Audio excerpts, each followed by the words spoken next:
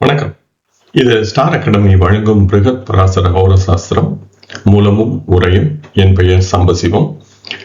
நாம் இப்பொழுது தொடர்ந்து இந்த 20வது அத்தியாயமான 7ஆம் பாவக பலன்கள் என்ற இந்த அத்தியாயத்தை தொடர்ந்து பார்த்து வருகிறோம். பராசரர் 7ஆம் பாவகத்திற்கு சொல்லும் முக்கியமான ஆதிபத்தியம் என்பது மனைவி அல்லது கணவன் என்பது நமக்கு எல்லாம் நன்கு தெரிந்த ஒன்று.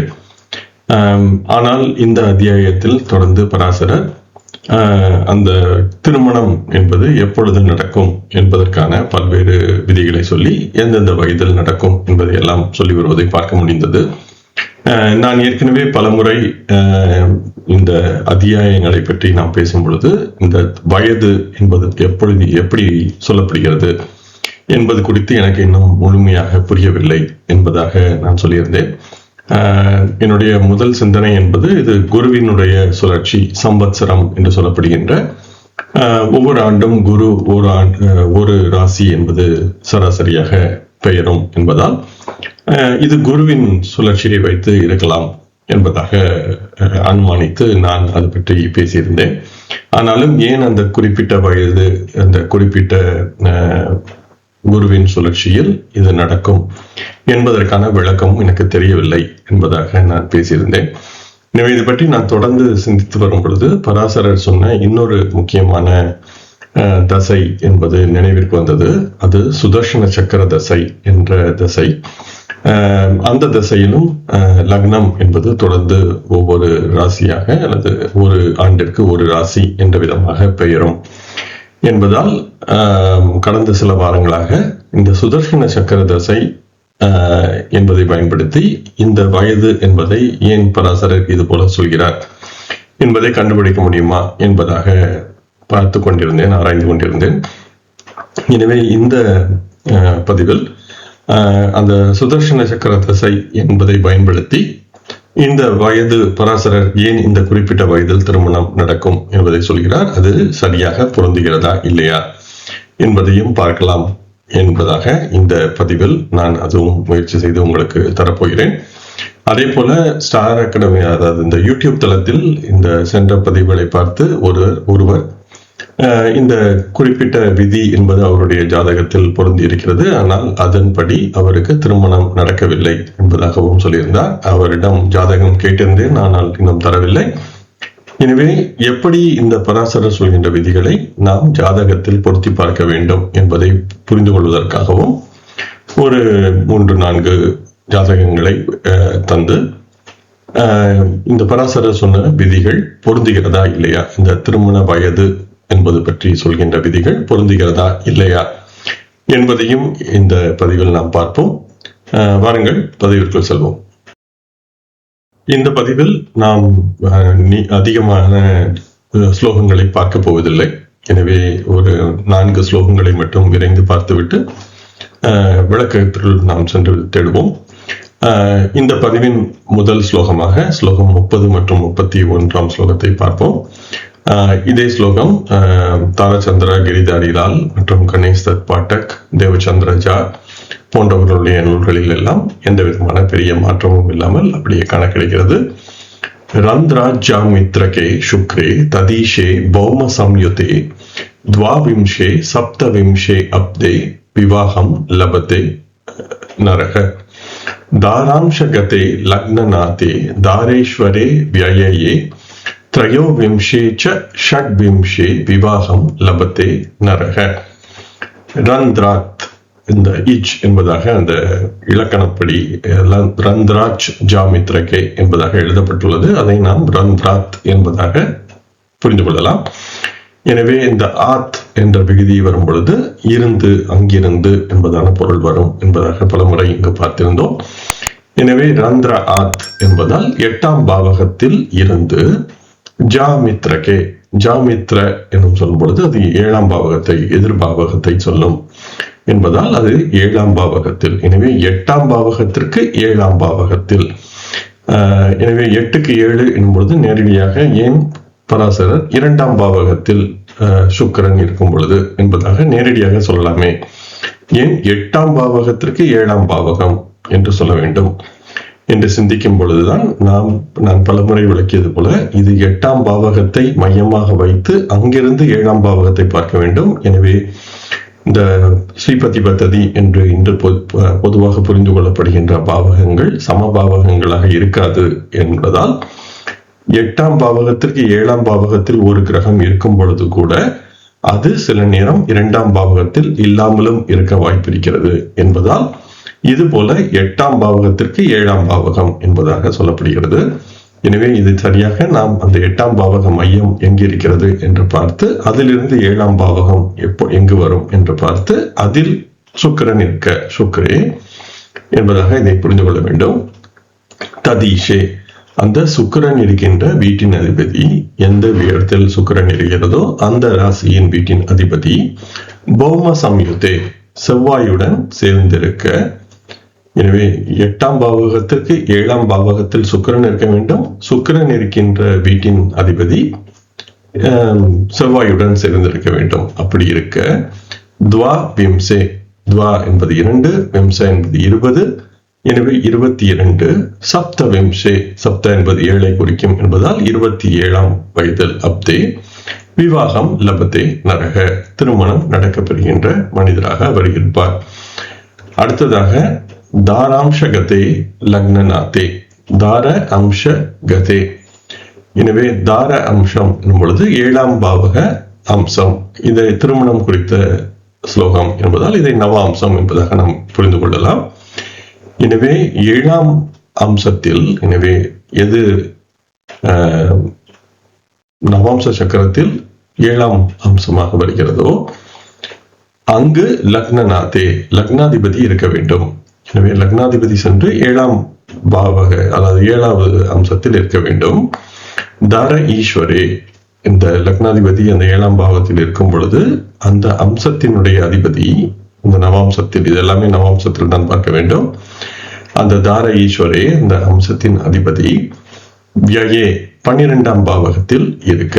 எனவே லக்னாதிபதி 7ஆம் பாவக அம்சத்தில் இருக்க வேண்டும். அந்த 7ஆம் அம்சத்தின் அதிபதி 12ஆம் பாவகத்தில் இருக்க வேண்டும். திரயோ விம்சேச்ச, திரய என்பது 3ஐ குறிக்கும், விம்ச என்பது 20, 23ஆம் வயதில், ஷட் விம்சே 26ஆம் வயதில் விவாகம் லபத்தே நரக திருமணம் நடக்கப்பெறுகின்ற மனிதராக அவர் இருப்பார் என்பதாக இந்த 2 ஸ்லோகம் சொல்கிறது. எனவே இந்த ஸ்லோகங்களை புரிந்து கொள்வது சற்றே மிகவும் எளிதான ஒன்றுதான். எனவே 8ஆம் பாவகத்திலிருந்து கணக்கிட்டு வருகின்ற 7ஆம் பாவகத்தில் சுக்கிரன் இருக்க வேண்டும். அந்த சுக்கிரன் இருக்கின்ற வீட்டின் அதிபதி செவ்வாயுடன் சேர்ந்திருக்கும் பொழுது அவருக்கு 22 அல்லது 27ஆவது வயதில் திருமணம் நடக்கும். அதே போல நவாம்சத்தில் லக்னாதிபதி 7ஆம் பாவகத்தில் இருந்து நவாம்ச 7ஆம் பாவகாதிபதி 12ஆம் பாவகத்தில் இருக்கின்ற அந்த ஜாதகருக்கு 23 அல்லது 26ஆம் வயதில் திருமணம் நடக்கப்பெறும் என்பதாக இந்த 2 ஸ்லோகங்களும் சொல்கின்றன. தொடர்ந்து நாம் ஸ்லோகம் 32ஐ பார்ப்போம். இந்த 32ஆம் ஸ்லோகத்தின் முதல் சொல் மட்டும் தாரச்சந்திரா மற்றும் கிரிதாரிலால் என்ற 2 நூல்களில் வேறுபட்டிருக்கிறது. எனவே இந்த தாரச்சந்திரா மற்றும் கிரிதாரிலால் இவர்களுடைய 2 நூல்கள் பொதுவாக ஸ்லோகங்கள் ஒரே போன்றிருப்பதால் அதை 2ஐயும் சேர்த்து ஒரே பெயராக தந்திருக்கிறேன். ஆனால் இது 2 வெவ்வேறு நூல்கள். அதில் இந்த முதல் சொல் மட்டும், இந்த 32ஆம் ஸ்லோகத்தின் முதல் சொல் மட்டும் மாறிப்பட்டிருக்கிறது, மற்றதெல்லாம் அதே போன்றே இருக்கிறது. கணேஷ் தத் பாட்டக் அவர்களுடைய நூலின் ஸ்லோகம் என்பது திரு கிரீஷன் சர்மா அவர்களுடைய ஆங்கில நூலில் அல்லது சந்தானம் அவர்களுடைய நூலில் இருக்கின்றபடியே அதே போன்று இருக்கிறது. அதே போல தேவச்சந்திரராஜா போன்றவர்களுடைய நூல்களிலும் பெரிய மாற்றம் எதுவும் இல்லை.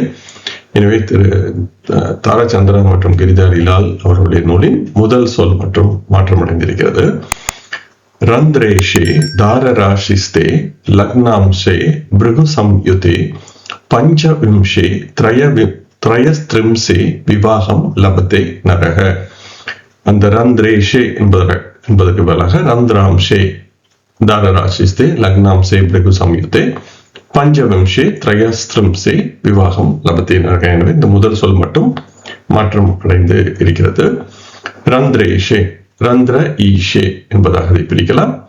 எனவே ரந்திர பாவகம் என்பது 8ஆம் பாவகம் என்பதால் 8ஆம் பாவகாதிபதி தார ராசிஸ்தே 7ஆம் பாவகத்தில் இருக்க, இது 7ஆம் ராசியில் இருக்க என்பதாக எழுதப்பட்டிருக்கிறது. ஆனால் நான் பலமுறை சென்ற பதிவுகளில் விளக்கியது போல இந்த ராசி என்பதை பாவகம் என்பதாக புரிந்து கொள்ள வேண்டும். இது மொழிபெயர்ப்பில் அல்லது ஒருவர் புரிந்து கொண்டு அதை மறுபடியும் ஸ்லோக வடிவில் தரும் பொழுது அந்த பிழை என்பதாகவே நான் புரிந்து கொள்கிறேன்.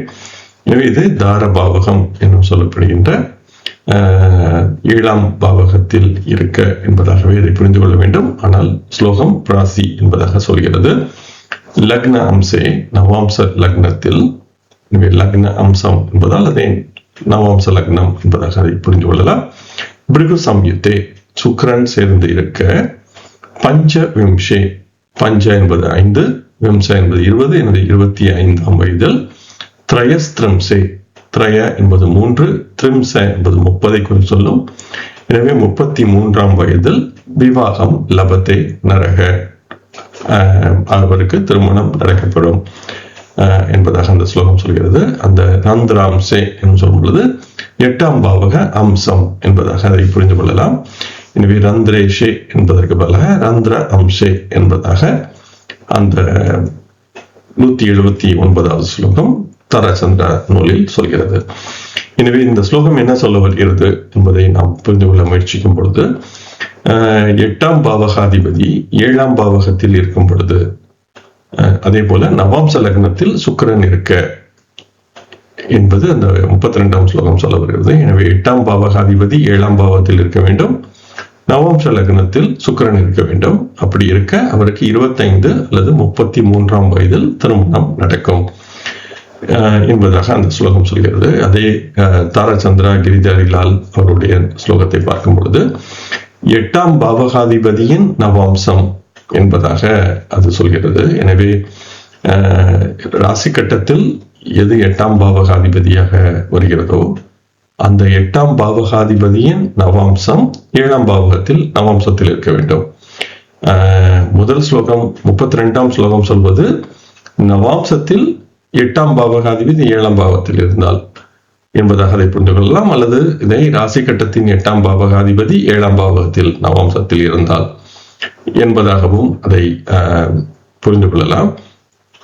எனவே இந்த 2 விளக்கங்களில் எது சரியானது என்பதை நாம் ஜாதகங்களில் தேடி பார்த்தால் மட்டுமே புரிந்து கொள்ள முடியும். எனவே ஒரு புரிதல் என்னவெனில், ராசி கட்டத்தின் 8ஆம் பாவகாதிபதி நவாம்சத்தின் 7ஆம் பாவகத்தில் இருக்க என்பதாக முதல் ஸ்லோகத்தை புரிந்து கொள்ளலாம். அல்லது 2வது ஸ்லோகத்தின் பார்க்கும் பொழுது 8ஆம் பாவகாதிபதியின் நவாம்சம் 7ஆம் பாவகத்தில் இருக்கும் பொழுது இது இரண்டும் ஒரே பொருளைத்தான் தருகிறது என்று கூட நாம் பேச முடியும். எனவே ராசி கட்டத்தின் 8ஆம் பாவகாதிபதியின் நவாம்சம் என்பது நவாம்சத்தில் 7ஆம் பாவகத்தில் இருந்தால், எனவே இந்த சொல் மாறி இருந்தாலும் பொருள் மாறவில்லை என்பதாகவும் நாம் இதை வாதிட முடியும். எனவே பொதுவாக ராசி கட்டத்தின் 8ஆம் பாவகாதிபதி நவாம்சத்தின் 7ஆம் பாவகத்தில் இருக்க, நவாம்ச லக்னத்தில் சுக்கிரன் இருக்க என்பதாக இதை புரிந்து கொள்ளலாம். ஆனால் நான் பார்த்தவரையில் எடுத்துக்காட்டு ஜாதகங்கள் ஒரு ஜாதகம் என்று நாம் இந்த ஸ்லோகத்திற்கு பார்க்கலாம். எனவே அங்கு நவாம்ச லக்னத்தில் சுக்கிரன் இல்லாமல் நவாம்ச லக்னம் ஏதேனும் சுக்கிரனுடைய ராசிகளில் இருந்தாலும், எனவே இப்பொழுது துலாம், அப்படி இல்லை எனில் ரிஷபம் என்பதாக நவாம்ச லக்னம் இருந்தாலும் 8ஆம் பாவகாதிபதி 7இல் இருக்கும் பொழுது அவருக்கு இந்த வயதில் திருமணம் நடக்க வாய்ப்பிருக்கிறது என்பதாகவும் இதை நாம் புரிந்து கொள்ள முடியும். எனவே இந்த 2 ஸ்லோகங்களும் சொல் மாறி இருந்தாலும் பொருள் மாறவில்லை என்பது ஒரு விளக்கம். இன்னொன்று, இந்த நவாம்சத்தில் 8ஆம் பாவகாதிபதி நவாம்சத்தில் 7ஆம் பாவகத்தில் இருக்க என்பதாகவும் இதை இந்த 2வது ஸ்லோகத்தை புரிந்து கொள்ளலாம். எனவே இது எது சரியாக இருக்கிறது என்பதை நாம் ஜாதகங்களில் தேடி பார்த்தால் மட்டுமே புரிந்து கொள்ள முடியும். எனவே இந்த 8ஆம் பாவகாதிபதி 7இல் இருத்தல், அதே போல லக்னத்திற்கு சுக்கிரன் தொடர்பு நவாம்சத்தில் எது இருந்தால் இந்த வயதில் திருமணம் நடக்கும் என்பதாக இந்த ஸ்லோகம் சொல்கிறது என்பதாக நாம் இதை எளிதாக நினைவில் வைத்துக் கொள்ளலாம். இந்த பதிவின் இறுதி 2 ஸ்லோகங்கள் 33 மற்றும் 34, அதே போல இதே 2 ஸ்லோகங்கள் பெரிய மாற்றங்கள் எதுவும் இல்லாமல் தாராச்சந்திரா, கிரிதாரி லால், கணேஷ் தத் பாட்டக், தேவச்சந்திர ஜா போன்றவர்களுடைய நூல்களிலும் ஹிந்தியில் உள்ள மற்ற நூல்களிலும் பெரிய மாற்றம் எதுவும் இல்லாமல் அப்படியே கணக்கிடுகின்றன. பாக்யாத் பாக்யகதே சுக்ரே தத்வயே ராகு சம்யுதே ஏகத்ரிம்ஷாத் த்ரயஸ்த்ரிம்சே தாரலாபம் விநிர்திஷே பாக்யாத் ஜாமித்ரகே சுக்ரே தத்யூனே தாரநாயகே த்ரிம்ஷே வா சப்தவிம்சாப்தே விவாகம் லபதே நரக. பாக்யாத் பாக்யகதே, பாக்ய ஆத், எனவே ஆத் என்றால் இருந்து, அங்கிருந்து. எனவே பாக்ய ஆத், பாக்ய என்பது அது 9ஆம் பாவத்தை சொல்லும். எனவே 9ஆம் பாவகத்தில் இருந்து பாக்யகதே சுக்ரே, 9ஆம் பாவகத்தில் சென்ற சுக்கிரன். இங்கும் நேரடியாக 5ஆம் பாவகத்தில் சுக்கிரன் என்பதாக சொல்லியிருக்கலாம். எனவே பஞ்ச பாவகத்தில் சுக்கிரன் என்பதாக நேரடியாகவே இந்த ஸ்லோகம் சொல்லலாம். ஆனால் அப்படி சொல்லாமல் 9ஆம் பாவகத்தில் இருந்து 9ஆம் பாவகத்தில் சுக்கிரன் என்பதாக சொல்வதால் இதை 9ஆம் பாவகத்தை, எனவே 9ஆம் பாவகம் என்பது சமபாவகமாக இருக்காது. எனவே அந்த 9ஆம் பாவகத்தை வைத்து அங்கிருந்து 9ஆம் பாவகம் எங்கு வரும் என்று பார்த்து அங்கு சுக்கிரன் இருக்கிறதா என்பதை பார்க்க வேண்டும் என்பதால் சுக்கிரன் சில நேரம் 8ஆம் பாவகத்திலும் இருக்கலாம், மணியம் 4ஆம் பாவகத்திலும் இருக்கலாம், அல்லது 6ஆம் பாவகத்தில் கூட சென்றிருக்க வாய்ப்பு இருக்கிறது லக்னத்தில் இருந்து. ஆனால் 9க்கு 9ஆம் பாவகத்தில் இருக்கிறதா என்பதை தேட வேண்டும் என்பதாக இந்த ஸ்லோகம் சொல்வது.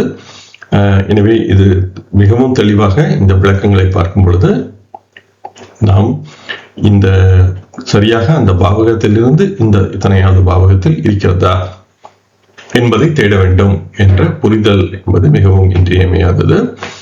எனவே 9ஆம் பாவகத்தில் இருந்து 9வது பாவகத்தில் சுக்கிரன் இருக்க தத்வயே, இந்த தத்வயே என்ற இந்த சொல்லுக்கு இந்த 2 பாவகங்களில், அந்த 2இல் என்பதாக பொருள் வரும்.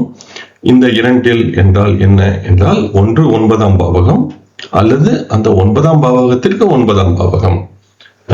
இந்த 2இல் ராகு சம்யுதே, ராகு சேர்ந்திருக்க. எனவே சுக்கிரன் என்பது 9ஆம் பாவகத்தில் இருக்கலாம் அல்லது 9க்கு 9ஆம் பாவகத்தில் இருக்கலாம். அதே போல ராகு இந்த 2 பாவகங்களில் ஏதேனும் ஒன்றில் இருக்க வேண்டும். அப்படி இருந்தால் ஏக த்ரிம்ஷாஸ், த்ரிம்ஷ என்பது 30, ஏக என்பது 1, எனவே 31ஆம் வயதில் த்ரயஸ் த்ரிம்சே, த்ரிம்ச என்பது 30, த்ரய என்பது 3, எனவே 33ஆம் வயதில் தாரலாபம், மனைவி அல்லது கணவனை பெறுதல். இந்த லாபம் என்பதில் மனைவி அல்லது கணவனால் வருகின்ற பண லாபம் என்பதாக புரிந்து கொள்ளாமல் கணவன் அல்லது மனைவியை பெறுதல் என்பதாக இதை புரிந்து கொள்ள வேண்டும்.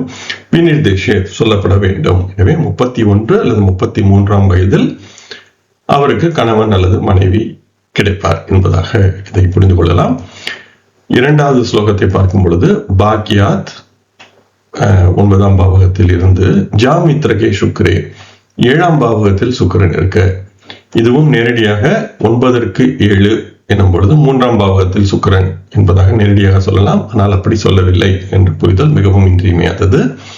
எனவே 9ற்கு 7ஆம் பாவகத்தில் சுக்கிரன் இருக்க தத்யூனே, இந்த தியூனே எனும் சொல்லும் பொழுது அது மீண்டும் 7ஆம் பாவகத்தை சொல்லும். அந்த சுக்கிரனின் தத்யூனே என்பதால் சுக்கிரனின் 7ஆம் பாவகத்தில் தாரநாயகே, 7ஆம் பாவகாதிபதி இருக்க. நேரடியாக 7ஆம் பாவகாதிபதி 9ஆம் பாவத்தில் இருக்க என்று கூட இதை சொல்லலாம். ஆனால் அப்படி சொல்லவில்லை என்ற புரிதலும் முக்கியமானது.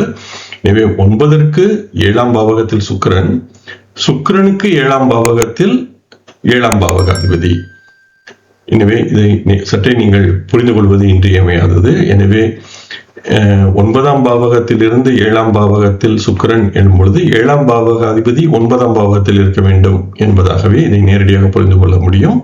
ஆனால் அப்படி சொல்லாததால் சுக்கிரனுக்கு 7ஆம் பாவகத்தில் 7ஆம் பாவகாதி இருக்கும் பொழுது அது லக்னத்திற்கு 9ஆம் பாவகத்தில் இருக்க தேவையில்லை. சில நேரம் அது 8ஆம் பாவகத்திலோ அல்லது வேறொரு பாவகத்திலோ சென்று கூட மாறியிருக்க வாய்ப்பு இருக்கிறது. எனவே இந்த ஸ்லோகத்தை மிகவும் தெளிவாக புரிந்து கொண்டால் மட்டுமே அது நாம் ஜாதகத்தை பொருத்தி பார்த்து சரியாக இருக்கிறதா இல்லையா என்பதை பார்க்க முடியும். எனவே 9ஆம் பாவகத்திற்கு 7ஆம் பாவகத்தில் சுக்கிரன், அந்த சுக்கிரனுக்கு 7ஆம் பாவகத்தில் 7ஆம் பாவக அதிபதி தாரநாயகே இருக்க, திரிம்சே வா 30ஆம் வயதிலோ அல்லது சப்தவிம்சே 27ஆம் வயதிலோ விவாகம் லபத்தை நரக, திருமணம் நடக்கப்பெறுகின்ற வாய்ப்பு பெற்ற மனிதராக இருப்பார். இது நான் சொல்கின்ற அந்த பாவகத்திலிருந்து இந்த பாவகம், இந்த கிரகத்திலிருந்து பாவகம் என்பதை நாம் பொதுவாக பயன்படுத்துவதில்லை. எனவே இது எத்தனை பேருக்கு நான் சொல்வது புரிகிறது என்று எனக்கு தெரியவில்லை.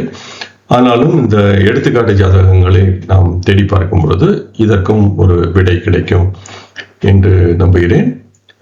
எனவே இந்த புரிதல் என்பது, எனவே பராசரர் நேரடியாக ஏன் 2ஆம் பாவகத்தில் சுக்கிரன், ஏன் 3ஆம் பாவகத்தில் சுக்கிரன் என்பதாக நேரடியாக சொல்லி சென்றிருக்கலாம். எனவே மொழிபெயர்த்தவர்கள் கூட பெரும்பாலானவர்கள் யாருமே இது போல 9ற்கு 9ஆம் பாவகம் என்பதாக கூட எழுதவில்லை. நேரடியாக 9ற்கு 9 என்று எழுதி 5ஆம் பாவகத்தில் இது போல கிரகம் இருந்தால், அல்லது 9ற்கு 7ஆம் பாவகம், எனவே 3ஆம் பாவகத்தில் இருந்தால் என்பதாகவே பலரும் எழுதி சென்றிருக்கிறார்கள். வேறு சிலர் நேரடியாக ராசி என்பதாகவே எழுதி 3ஆம் ராசியில் இது போல இருந்தால் என்பதாகவே இந்த மொழிபெயர்ப்புகள் இருக்கின்றன. ஆனால் அவை பிழையான மொழிபெயர்ப்புகள் என்பது என்னுடைய புரிதல். எனவே இப்படி 3ஆம் பாவகம் 3ஆம் ராசி என்று பராசரர் அல்லது எழுதியவர் சொல்லியிருக்க வேண்டும் என்றால் அவருக்கு இவ்வளவு கடினமாக பாக்கியா ஜாமித்ரகே பாக்கியாத் பாக்கியகதை என்பதாகவெல்லாம் எழுத தேவையே இருந்திருக்காது. ஆனால் இது போல அவர்கள் எழுதியிருப்பதால் இதற்கு பொருள் இருக்கிறது. எனவே அந்த பொருளை நாம் தேடி புரிந்து கொண்டால் மட்டுமே இந்த ஸ்லோகங்களின் உண்மைத்தன்மை என்பது நமக்கு புரிய வரும். எனவே இதை சற்றே கூர்ந்து கவனிக்க வேண்டும் என்பதாக நான் புரிந்து கொள்கிறேன். எனவே 9ஆம் பாவகத்திலிருந்து வருகின்ற 9வது பாவகத்தில் சுக்கிரன் இருக்க, அந்த 2 பாவகங்களில் என்பதாக ஸ்லோகம் சொல்கிறது. அந்த எந்த 2 பாவகங்கள் என்றால் 9ஆம் பாவகம் அல்லது 9ற்கு 9வது பாவகத்தில் ராகு இருக்க, ஏதேனும் ஒன்றில் ராகு இருக்க, அவருக்கு 31 அல்லது 33ஆம் வயதில் திருமணம் நடக்கும். அதே போல 9ஆம் பாவகத்தில் இருந்து வருகின்ற 7ஆம் பாவகத்தில் சுக்கிரன் இருக்க, அந்த சுக்கிரனுக்கு 7ஆம் பாவகத்தில் 7ஆம் பாவக அதிபதி இருக்க, அவருக்கு 30 அல்லது 27ஆம் வயதில் திருமணம் நடக்க வாய்ப்பு இருக்கிறது என்பதாக இந்த 2 ஸ்லோகங்களும் சொல்கின்றன. இத்துடன் இந்த பதிவில் நாம் பார்க்க இருக்கின்ற ஸ்லோகங்கள் நிறைவு பெறுகின்றன. இதனை அடுத்து நாம் இந்த வயது என்பது எப்படி கணக்கிடப்படுகிறது என்பதை புரிந்து கொள்ள சுதர்சன சக்கர திசை என்பதை ஒரு அறிமுகம் மட்டும் தருகிறேன். சுதர்சன சக்கரம் என்பதற்கான முழுமையான அத்தியாயமே இருக்கிறது பராசர ஹோர சாஸ்திரத்தில். எனவே இந்த சுதர்சன சக்கரத்தை நான் முழுமையாக விளக்கப் போவதில்லை. ஆனாலும் ஒரு முன்னுரை என்ற அளவில் இந்த பதிவில் பார்ப்போம். ஆனாலும் இந்த அத்தியாயம் இன்னும் முடிவு பெறவில்லை. இந்த அத்தியாயத்தின் இறுதி பதிவு என்பது அடுத்த பதிவில் வரும். நாம் இப்பொழுது இந்த சுதர்சன சக்கர தசை என்பதை இங்கு ஒரு அறிமுகமாக பார்ப்போம். பராசரர் சுதர்சன சக்கரம் என்பதற்காக ஒரு முழுமையான அத்தியாயம் என்பது பராசர ஹோர சாஸ்திரத்தில் இருக்கிறது. ஆனால் அது 2வது நூலில் கிட்டத்தட்ட நடுப்பகுதிக்கு பிறகு வரப்போகிறது. எனவே இதை நாம் இந்த ஸ்லோகங்களின் விளக்கம் என்பதை தேடுவதற்கு கிட்டத்தட்ட இன்னும் ஒரு 2 ஆண்டுகள் ஆகும். எனவே நான் போகின்ற வேகத்தில் இந்த தசை என்பதையெல்லாம் நாம் முழுமையான விளக்கமாக பார்ப்பதற்கு கிட்டத்தட்ட இன்னும் 2 ஆண்டுகளாக ஆகும் என்பது என்னுடைய சிந்தனை. எனவே இப்பொழுதுதான் 20வது அத்தியாயத்தில் வந்திருக்கிறோம். இது கிட்டத்தட்ட ஒரு 60வது அத்தியாயமாக 65வது அத்தியாயமாகவோ இந்த சுதர்சன சக்கர தசை என்பது வரும். எனவே இது கிட்டத்தட்ட 2 ஆண்டுகளுக்கு பிறகு இதை நாம் முழுமையாக பார்க்க முடியும். எனவே இந்த நேரத்தில் ஆர்வம் இருப்பவர்களுக்காக ஒரு குறுகிய விளக்கமாக சுதர்சன சக்கர தசை என்பதை இங்கு அறிமுகப்படுத்த விரும்புகிறேன். இந்த சுதர்சன சக்கர தசை என்பதை ஏன் நான் இங்கு தேட விரும்பினேன் என்றால், இந்த வயது, இந்த பாவகங்கள் பற்றிய இந்த அத்தியாயத்தில் தொடர்ந்து பராசரர் சொல்கின்ற ஸ்லோகங்கள் எந்த வயதில் இந்த பலன் நடக்கும் என்பதை தொடர்ந்து ஒவ்வொரு அத்தியாயமாக பார்த்து வருவதை பார்த்தோம். எனவே இப்பொழுது 2ஆம் பாவக பலன்கள் எந்தெந்த வயதில் எது நடக்கும், 3ஆம் பாவக பலன்கள் எப்பொழுது நடக்கும் என்பதையெல்லாம் தொடர்ந்து பராசரர் இந்த வயது என்பதை வைத்து சொல்லி வருவதை பார்க்க முடிந்தது. இதுவரை நான் சொன்னது என்னவெனில், இது குருவின் சுழற்சியை வைத்து அடிப்படையாக வைத்து சம்வத்சரம் என்று சொல்லப்படுகின்ற ஒவ்வொரு ஆண்டும் குரு நகர்கின்ற நகர்வை வைத்து பிறந்த இடத்திலிருந்து குரு வருகின்ற ராசியின் அடிப்படையில் இந்த பலன்கள் சொல்லப்பட்டிருக்கலாம் என்பதை ஒரு யூகமாக சொல்லியிருந்தேன். ஆனால் அது அவ்வளவு ஏன் குருவை அடிப்படையாக வைத்த இந்த பலன்கள் வருகின்றன என்பது எனக்கு ஒரு முடிவான புரிதலாக தெரியவில்லை. எனவேதான் இதை பற்றி தொடர்ந்து சிந்திக்கும் பொழுது இந்த சுதர்சன சக்கரம் என்பது நினைவிற்கு வந்தது. சுதர்சன சக்கர திசையிலும் பராசரர் இந்த வளர் லக்னம் என்ற முறையில் லக்னத்தை தொடர்ந்து ஒவ்வொரு ஆண்டும் நகர்த்தி வருவதை விளக்கியிருக்கிறார். இது இன்று வெவ்வேறு பெயர்களில் புதிய முறைகளாக நம்மிடையே உலவி வருகின்றன. ஆனால் இது ஒரு புதிய முறை இல்லை, பராசரர் சொன்ன முறைதான். எனவே ஒவ்வொரு ஆண்டும் லக்னம் என்பது ஒவ்வொரு பாவகமாக ஒவ்வொரு ராசியாக நகரும். அதே போல அந்தரம், அதாவது தசா புக்தி அந்தரம் என்ற விதமாக இதை நாம் பிரித்தும் பொருள் பார்க்க முடியும், தேட முடியும். எனவே இந்த சுதர்சன சக்கரம் என்பது பராசரர் மிகவும் தெளிவாக விளக்கிய ஒரு ப்ராக்ரஸ்ட் அசெண்டன்ட் அல்லது வளர் லக்னம் என்ற முறை. எனவே நாம் பிறந்த லக்னம் என்பது ஒன்று, ஆனால் நம்முடைய லக்னம் என்பது தொடர்ந்து ராசி மண்டலத்தை சுற்றி வருகிறது. ப்ராக்ரஸ்ட் அசெண்டன்ட் என்ற முறையில் தொடர்ந்து சுற்றி வருகிறது. அது எப்படி என்பதை இந்த பதிவில் சற்றே பார்க்கலாம். எனவே இந்த வளர் லக்னம் என்ற முறையில் பராசரர் சொல்கின்ற இந்த முறை சுதர்சன சக்கர முறை. எனவே இது ஒரு பெரிய புதிய முறை என்பதெல்லாம் இல்லை, இது பராசரர் சொன்ன முறைதான். எனவே இந்த சுதர்சன சக்கரம் என்பது இந்த பதிவில் பார்ப்போம். அதே போல ஒரு சிலர் இந்த விதிகள் நேரடியாக பொருந்தவில்லை என்பதாகவும் பதிவுகளை தருவதை பார்க்க முடிகிறது. எனவே இந்த விதிகளை எப்படி நாம் ஜாதகங்களில் தேட வேண்டும் என்று நான் என்னுடைய புரிதலாக ஒரு சில எடுத்துக்காட்டு ஜாதகங்களையும் இங்கு தந்து விளக்குகிறேன். எனவே உங்களுக்கு உங்களுடைய பிறந்த நேரம் போன்றவற்றை தருவதற்கு, பொது வெளியில் தருவதற்கு ஆர்வம் இல்லை அல்லது விருப்பம் இல்லை எனில் பரவாயில்லை. நீங்கள் உங்களுடைய ஜாதகங்களில் நான் இங்கு சொல்கின்ற முறையில் தேடி பார்த்து அதற்கும் உங்களுக்கு இந்த விதிகள் பொருந்துகிறதா இல்லையா என்பதை நீங்களே தேடி பார்க்க முடியும்.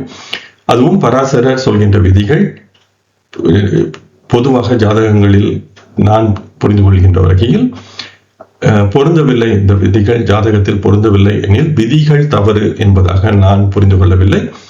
அந்த விதிகளை புரிந்து கொள்வதில் என்னுடைய பிழை இருக்கிறது என்பதாகவே நான் புரிந்து கொண்டு மேலும் தெளிவாக புரிந்து கொள்ள முயற்சிக்கிறேன். அல்லது ஒருவர் ஏன் இத்தனை பிருகத் பராசர ஹோர சாஸ்திரத்தில் சென்று தேட வேண்டும், ஏதேனும் ஒரே ஒரு மூல நூலை மட்டும் வைத்துக்கொண்டு நாம் ஆராய முடியாதா என்று சிந்திக்கும் பொழுது இது அச்சு பிழை அல்லது பிரதி எடுப்பதில் பிழை என்பதெல்லாம் இருக்கும் பொழுது இந்த பராசரர் சொன்ன உண்மையான கருத்து என்பது எந்த நூலில் இருக்கிறது, ஏதேனும் அச்சு எடுக்கும் பொழுதோ பிரதி எடுக்கும் பொழுதோ அல்லது பிரிண்ட் செய்யும் பொழுதோ ஏதேனும் தவறு நிகழ்ந்திருக்க வாய்ப்பு இருக்கிறதா இல்லையா என்பதை தேடுவதற்காகவே பல்வேறு நூல்களை சென்று இந்த ஸ்லோகம் எப்படி இருக்கிறது என்பதையும் நான் தேடி பார்க்கிறேன். எனவே என்னுடைய நோக்கம் என்பது பலன் சொல்வதில் இல்லை, என்னுடைய நோக்கம் ஜாதகத்தை அல்லது ஜோதிட விளக்கத்தை புரிந்து கொள்வதில் தான் இருக்கிறது. எனவே ஏன் இது போன்ற ஜோதிட விளக்கங்கள் சொல்லப்படுகிறது என்பதை தேடுவதில் தான் என்னுடைய ஆர்வம் இருக்கிறதே தவிர சரியாக பலன் சொல்ல வேண்டும். எனவே நாம் விளக்கங்களை தெளிவாக, ஜோதிட விதிகளை தெளிவாக புரிந்து கொண்டால் பலன்கள் எளிதாக சொல்லப்படலாம். எனவே அந்த விதிகளை புரிந்து கொள்வதில் தான் என்னுடைய ஆர்வம் என்பது இருக்கிறது. இதுவும் பலமுறை நான் ஸ்டார் அகாடமியில் சொன்னதுதான்.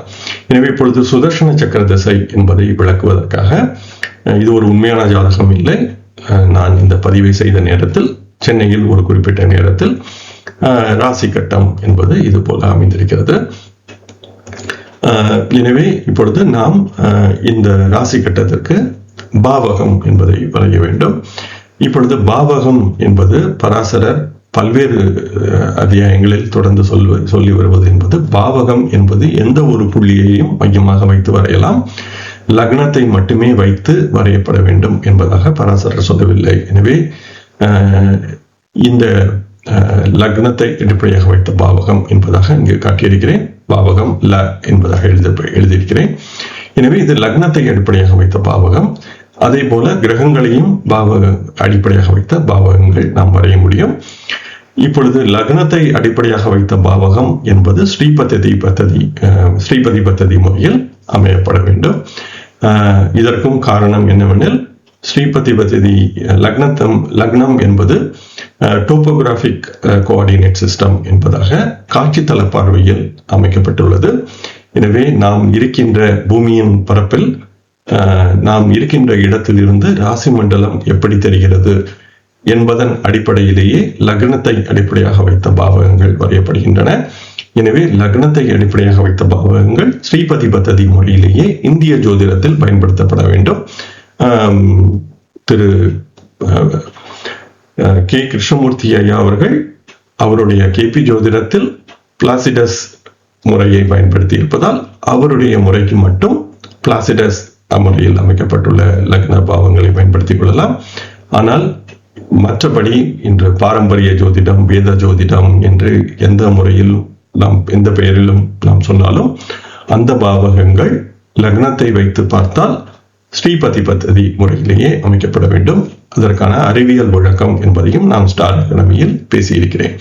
ஆனால் கிரகங்களை வைத்து நாம் பாவகங்கள் வரைய வேண்டும் என்றால் அது சமபாவகங்கள், 30 பாகையை சமமாக கொண்ட சமபாவகங்கள் என்பதிலேயே அமைக்கப்பட வேண்டும். எனவே கிரகங்கள் ஜோதிடத்தில் புவி மைய பார்வையில் இருந்து, புவியின் மேற்பரப்பில் இல்லாமல் பூமியின் உள்ளே சென்று பூமியினுடைய மைய பகுதியிலிருந்து வானத்தை பார்த்தால் எப்படி இருக்குமோ அது போல வரையப்படுகிறது.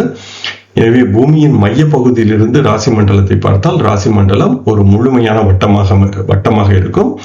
ஆனால் பூமியின் மேற்பரப்பில் இருந்து பார்த்தால் அது வட்டமாக இருக்காது, ஒரு நீள்வட்டம் என்ற முறையில் அமைந்திருக்கும். எனவேதான் புவியின் மேற்பரப்பில் இருந்து லக்னம் என்பது அமைக்கப்படுகிறது என்பதால் அந்த பாவகங்கள் சமபாவகங்களாக இருக்காது. ஆனால் கிரகங்கள் புவியின் மையத்தில் இருந்து பார்க்கப்படுகிறது, புவி மைய பார்வையில் அமைக்கப்படுவதால் கிரகங்களிலிருந்து வருகின்ற பாவகங்கள் சமபாவகங்களாக இருக்கும். எனவே கிரகங்களிலிருந்து பார்க்கும் பொழுது நாம் சமபாவகங்கள் என்ற முறையில் செய்ய வேண்டும். இதுவும் ஜெகநாத ஹோராவில் நாம் மாற்றி எளிமையாக பார்க்க முடியும். இல்லையெனில் அது சமபாவகங்கள் என்பதால் மனக்கணக்காகவே எந்த கிரகம் இந்த கிரகத்தில் இருந்து, இப்போது சூரியனிலிருந்து கிரகங்கள் எந்தெந்த பாவகங்களில் இருக்கின்றன என்பதை நாம் மனக்கணக்காகவே செய்ய முடியும். ஆனால் ஸ்ரீபதி பத்ததி முறையில் பாவகங்களை அமைக்கும் பொழுது மனக்கணக்காக செய்ய முடியாது. எனவே நான் ஜெகநாத ஹோராவை பயன்படுத்தும் பொழுது நான் எப்பொழுதும் இந்த ஸ்ரீபதி பத்ததி முறையில் பாவங்களை அமைத்துக் கொள்கிறேன். எனவே அது மனக்கணக்காக செய்ய தேவை இருக்காது. ஆனால் கிரகத்தில் இருந்த பாவகம் என்னும் பொழுது அதை நான் மனக்கணக்காகவே செய்து பார்த்துக் கொள்கிறேன். எனவே சரியாக இந்த கிரகத்தில் இருந்து இத்தனையாவது பாவகத்தில் இந்த கிரகம் இருக்கிறதா இல்லையா என்பதை நாம் மனக்கணக்காக செய்து கொள்ள முடியும். இப்பொழுது இன்னொரு தவறு, புரிந்து கொள்வதில் தவறு என்பது என்ன என்று பார்க்கும் பொழுது, இப்பொழுது ராசியில் லக்னம் என்பது மிதுனத்தில் இருக்கிறது, சூரியனும் மிதுனத்தில் இருக்கிறது, புதனும் மிதுனத்தில் இருக்கிறது. இப்பொழுது பலரும் சொல்கின்ற ஒன்று என்னவெனில், பாவக கட்டத்தில் லக்னமும் புதனும் மிதுனத்தில் தான் இருக்கிறது, ஆனால் சூரியன் ரிஷபத்திற்கு சென்று விட்டது, அதே போல குரு கடகத்தில் இருந்து மிதுனத்திற்கு வந்து விட்டது என்பதாகவெல்லாம் பலரும் சொல்வதை பார்க்க முடிகிறது. எனக்கு தெரிந்து எந்த ஒரு இணையத்தில் புகழ்பெற்ற ஜோதிடர்களோ அல்லது பெரும்பாலான ஜோதிடர்கள் பாவகங்களை பயன்படுத்தினால் கூட இது போல சூரியன் ரிஷபத்திற்கு சென்று விட்டது, குரு கடகத்தில் இருந்து மிதுனத்திற்கு வந்து விட்டது பாவக கட்டத்தில் என்பதாகவே சொல்கிறார்கள். இது ஒரு மிகவும் தவறான புரிதல். பாவக கட்டத்தில் கடகம், மிதுனம், ரிஷபம் என்பதெல்லாம் கிடையாது. பாவக கட்டத்தில் எண்கள் மட்டுமே உண்டு. எனவே லக்ன பாவகம், 2ஆம் பாவகம், 3ஆம் பாவகம், 4ஆம் பாவகம் என்று மட்டுமே பாவக கட்டத்தில் பார்க்க வேண்டும்.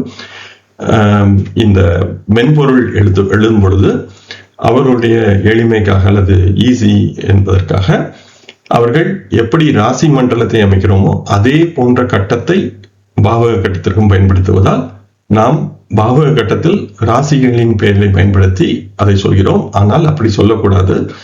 உதாரணமாக இங்கு சூரியன் 12ஆம் பாவகத்திற்கு சென்று விட்டது என்று மட்டுமே சொல்ல வேண்டும். அதே போல குரு லக்ன பாவகத்திற்கு வந்துவிட்டது, 2ஆம் ராசியில் இருந்து லக்ன பாவகத்திற்கு வந்துவிட்டது என்று மட்டுமே நாம் இங்கு சொல்ல வேண்டும். எனவே குரு இருப்பது லக்ன பாவகத்தில், புதன் இருப்பது லக்ன பாவகத்தில். எனவே புதன் மற்றும் குரு திக்பலமாக லக்ன பாவகத்தில் இருக்கிறது என்று நாம் சொல்லலாம்.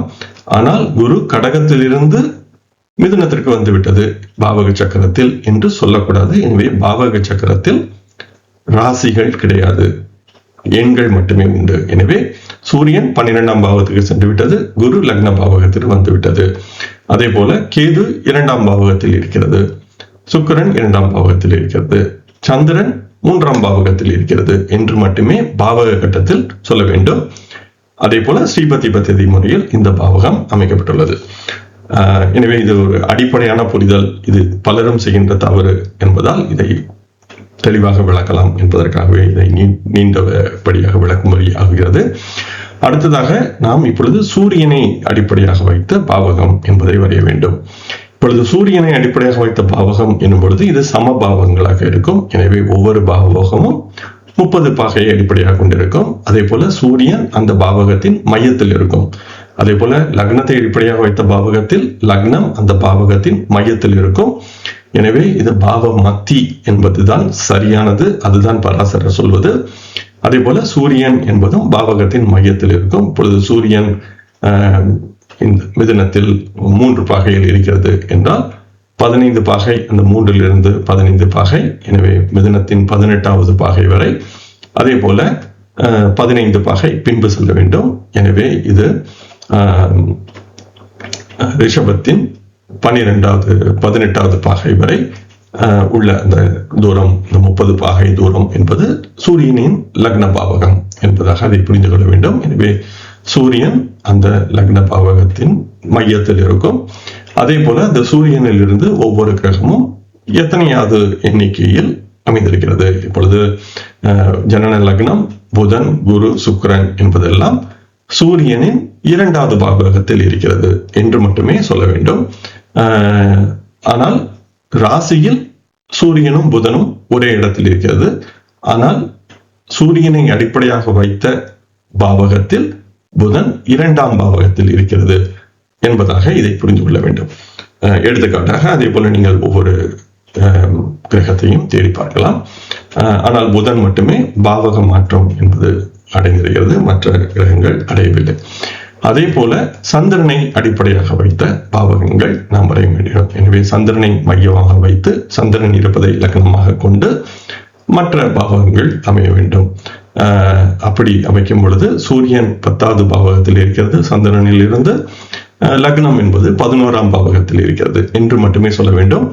லக்னம் சந்திரனை வைத்து பார்க்கும் பொழுது மிதுனத்தில் இருந்து கடகத்திற்கு வந்துவிட்டது என்று சொல்லக்கூடாது. எனவே இது ஒரு அடிப்படையான புரிதல் என்பதால் இதை சற்றே தெளிவாக புரிந்து கொள்வோம். இதனை அடுத்து ஜெகநாத ஹோரா என்பது இந்த சுதர்சன சக்கரம் என்பதை இது போன்று தருகிறது. இது ஒரு தவறான சுதர்சன சக்கரம். ஏன் என்பதை விளக்குகிறேன். எனவே நான் ஜெகநாத ஹோராவை சுதர்சன சக்கரம் என்பதை பயன்படுத்துவதற்காக பயன்படுத்துவதில்லை. ஆனால் சுதர்சன சக்கரம் என்றால் என்ன என்பதை விளக்குவதற்காக இந்த சக்கரத்தை நாம் பார்ப்போம். பராசரர் சுதர்சன சக்கரம் என்பதை விளக்கும் பொழுது எந்த ஒரு ஜாதகத்தில் லக்னம் சூரியன் மற்றும் சந்திரன் என்ற 3ம் ஒரே இடத்தில் அல்லது ஒரே பாவகத்தில் இருக்கிறதோ அந்த ஜாதகத்திற்கு மட்டுமே நாம் லக்னத்தை அடிப்படையாக வைத்த பலன்கள் என்பதை தேட வேண்டும். குறைந்தபட்சம் லக்னம் மற்றும் சூரியன், லக்னம் மற்றும் சந்திரன் இவை ஒரே பாவகத்தில் இருந்தாலாவது பயன்படுத்தலாம். இந்த 3ம் லக்னம் சூரியன் சந்திரன் 3ம் வெவ்வேறு இடத்தில் இருக்கும் பொழுது நாம் சுதர்சன சக்கரம் என்பதை அமைத்த பிறகே பலன் என்பதை சொல்ல வேண்டும் என்பதாக பராசரர் சொல்கிறார். எனவே இந்த 3ம் ஒரே இடத்தில் இருந்தால், ஒரே பாவகத்தில் இருந்தால் லக்னத்தை அடிப்படையாக வைத்து பலன் தேடலாம். இந்த மூன்றில் குறைந்தது லக்னம் சூரியன் அல்லது லக்னம் சந்திரன், இவை இரண்டும் ஒரே இடத்தில் இருந்தாலாவது லக்னத்தை அடிப்படையாக வைத்து பலன் தேடலாம்.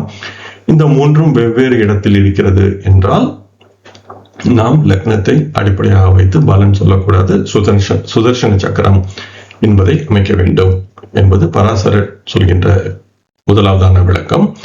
எனவே ஜெகநாத ஹோரா சுதர்சன சக்கரம் என்ற ஒன்றை தருகிறது. சுதர்சன சக்கரம் என்றால் என்ன என்றால், முதலில் லக்னத்தை அடிப்படையாக வைத்த பாவகங்களை நாம் எழுதிக் கொள்ள வேண்டும். எனவே இப்பொழுது லக்னத்திலிருந்து வருகின்ற பாவகங்கள் எனும் பொழுது புதன் மற்றும் குரு என்பது லக்னத்தில் இருக்கிறது. எனவே அது முதல் பாவகம். கேது மற்றும் சுக்கிரன் இரண்டாவது இடத்தில் இருக்கிறது. எனவே அது இரண்டாவது பாவகம் என்பதாக வரிசையாக 12 பாவகங்களை நாம் எழுதிக் கொள்ள வேண்டும். ஆனால் ஜெகநாத ஹோரா செய்கின்ற தவறு என்ன என்றால், அது ராசியை அடிப்படையாக வைத்த சுதர்சன சக்கரத்தை தருகிறது, பாவகங்களை அடிப்படையாக வைத்த சுதர்சன சக்கரத்தை தருவதில்லை. இது தவறான புரிதல். எனவே சுதர்சன சக்கரம் என்பது ஜெகநாத ஹோராவை பயன்படுத்த முடியாது, கூடாது. ஆனால் புரிந்து கொள்வதற்காக இப்பொழுது இந்த ஜெமினி அல்ல ஜிஇ என்பதாக எழுதப்பட்டுள்ளதில் நாம் பார்க்கும் பொழுது லக்னம் சூரியன் புதன் என்பதாக அந்த முதல் பாவகம் இருக்கிறது. இரண்டாவது பாவகத்தில் குரு மற்றும் சுக்கிரன், இது கடிகார எதிர் சுற்றில் காட்டப்பட்டுள்ளது. எனவே வானமண்டலத்தில் எப்படி ராசி மண்டலம் சுழல்கிறதோ அந்த அடிப்படையில் கடிகார எதிர் சுற்றில் பாவகங்கள் அமைக்கப்பட்டு காட்டப்பட்டுள்ளது. உங்களுக்கு விரும்பினால் அதை கடிகார சுற்றிலும் நீங்கள் எழுதிக் கொள்ள முடியும். ஆனால் ஜெகநாத ஹோரா கடிகார எதிர் சுற்றில் தருகிறது. எனவே வரிசையாக 12 ராசிகளில் லக்னத்தில் இருந்து அமைந்த கிரகங்கள் எழுதப்பட்டுள்ளன.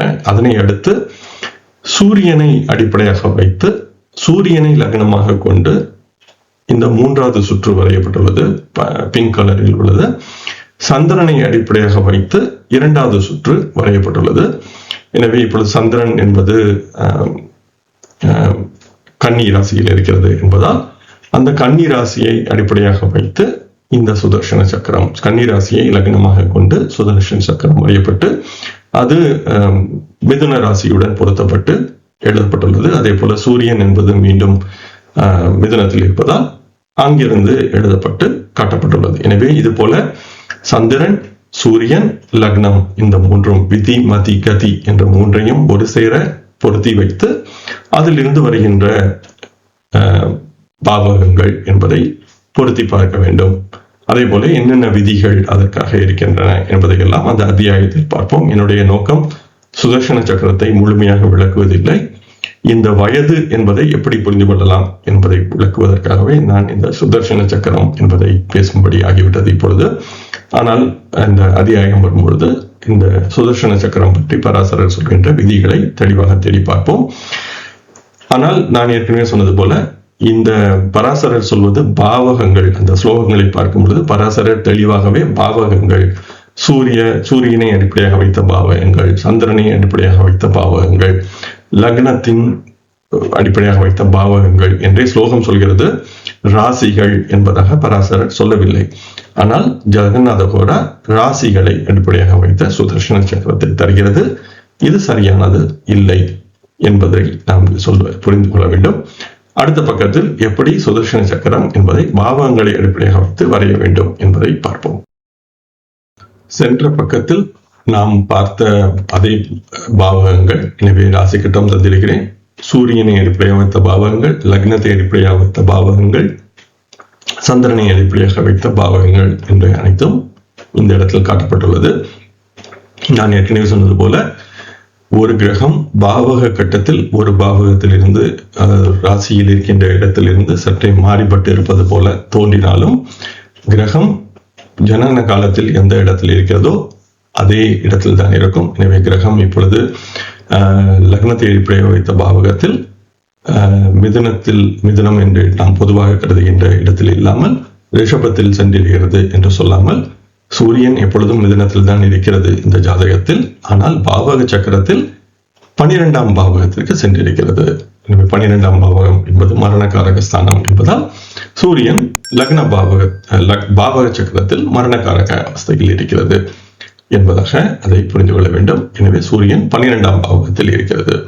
என்பதாக புரிந்து கொள்ள வேண்டும். எனவே இப்பொழுது நாம் சுதர்சன சக்கரம் என்பதை எப்படி அமைக்கலாம் என்பதை பார்ப்போம். எனவே இது போல ஒரு 3 சக்கரங்கள் வரிசையாக வரைந்து கொண்டு அதை நாம் 12 கடிகார சக்கரம், கடிகாரம் எப்படி அமைந்திருக்கிறதோ 12 என்ற விதமாக அதை நாம் 12 பிரிவுகளாக பிரித்து எழுதி கொள்ளலாம். இது உங்களுக்கு தேவைப்பட்டால் ஜெராக்ஸ் என்பதாக வரைந்து அதை எடுத்து வைத்துக் கொண்டு விட்டால் ஒவ்வொரு ஜாதகத்திற்கும் நாம் எளிதாக இது போன்று சுதர்சன சக்கரம் என்பதை வரைந்து கொள்ள முடியும்.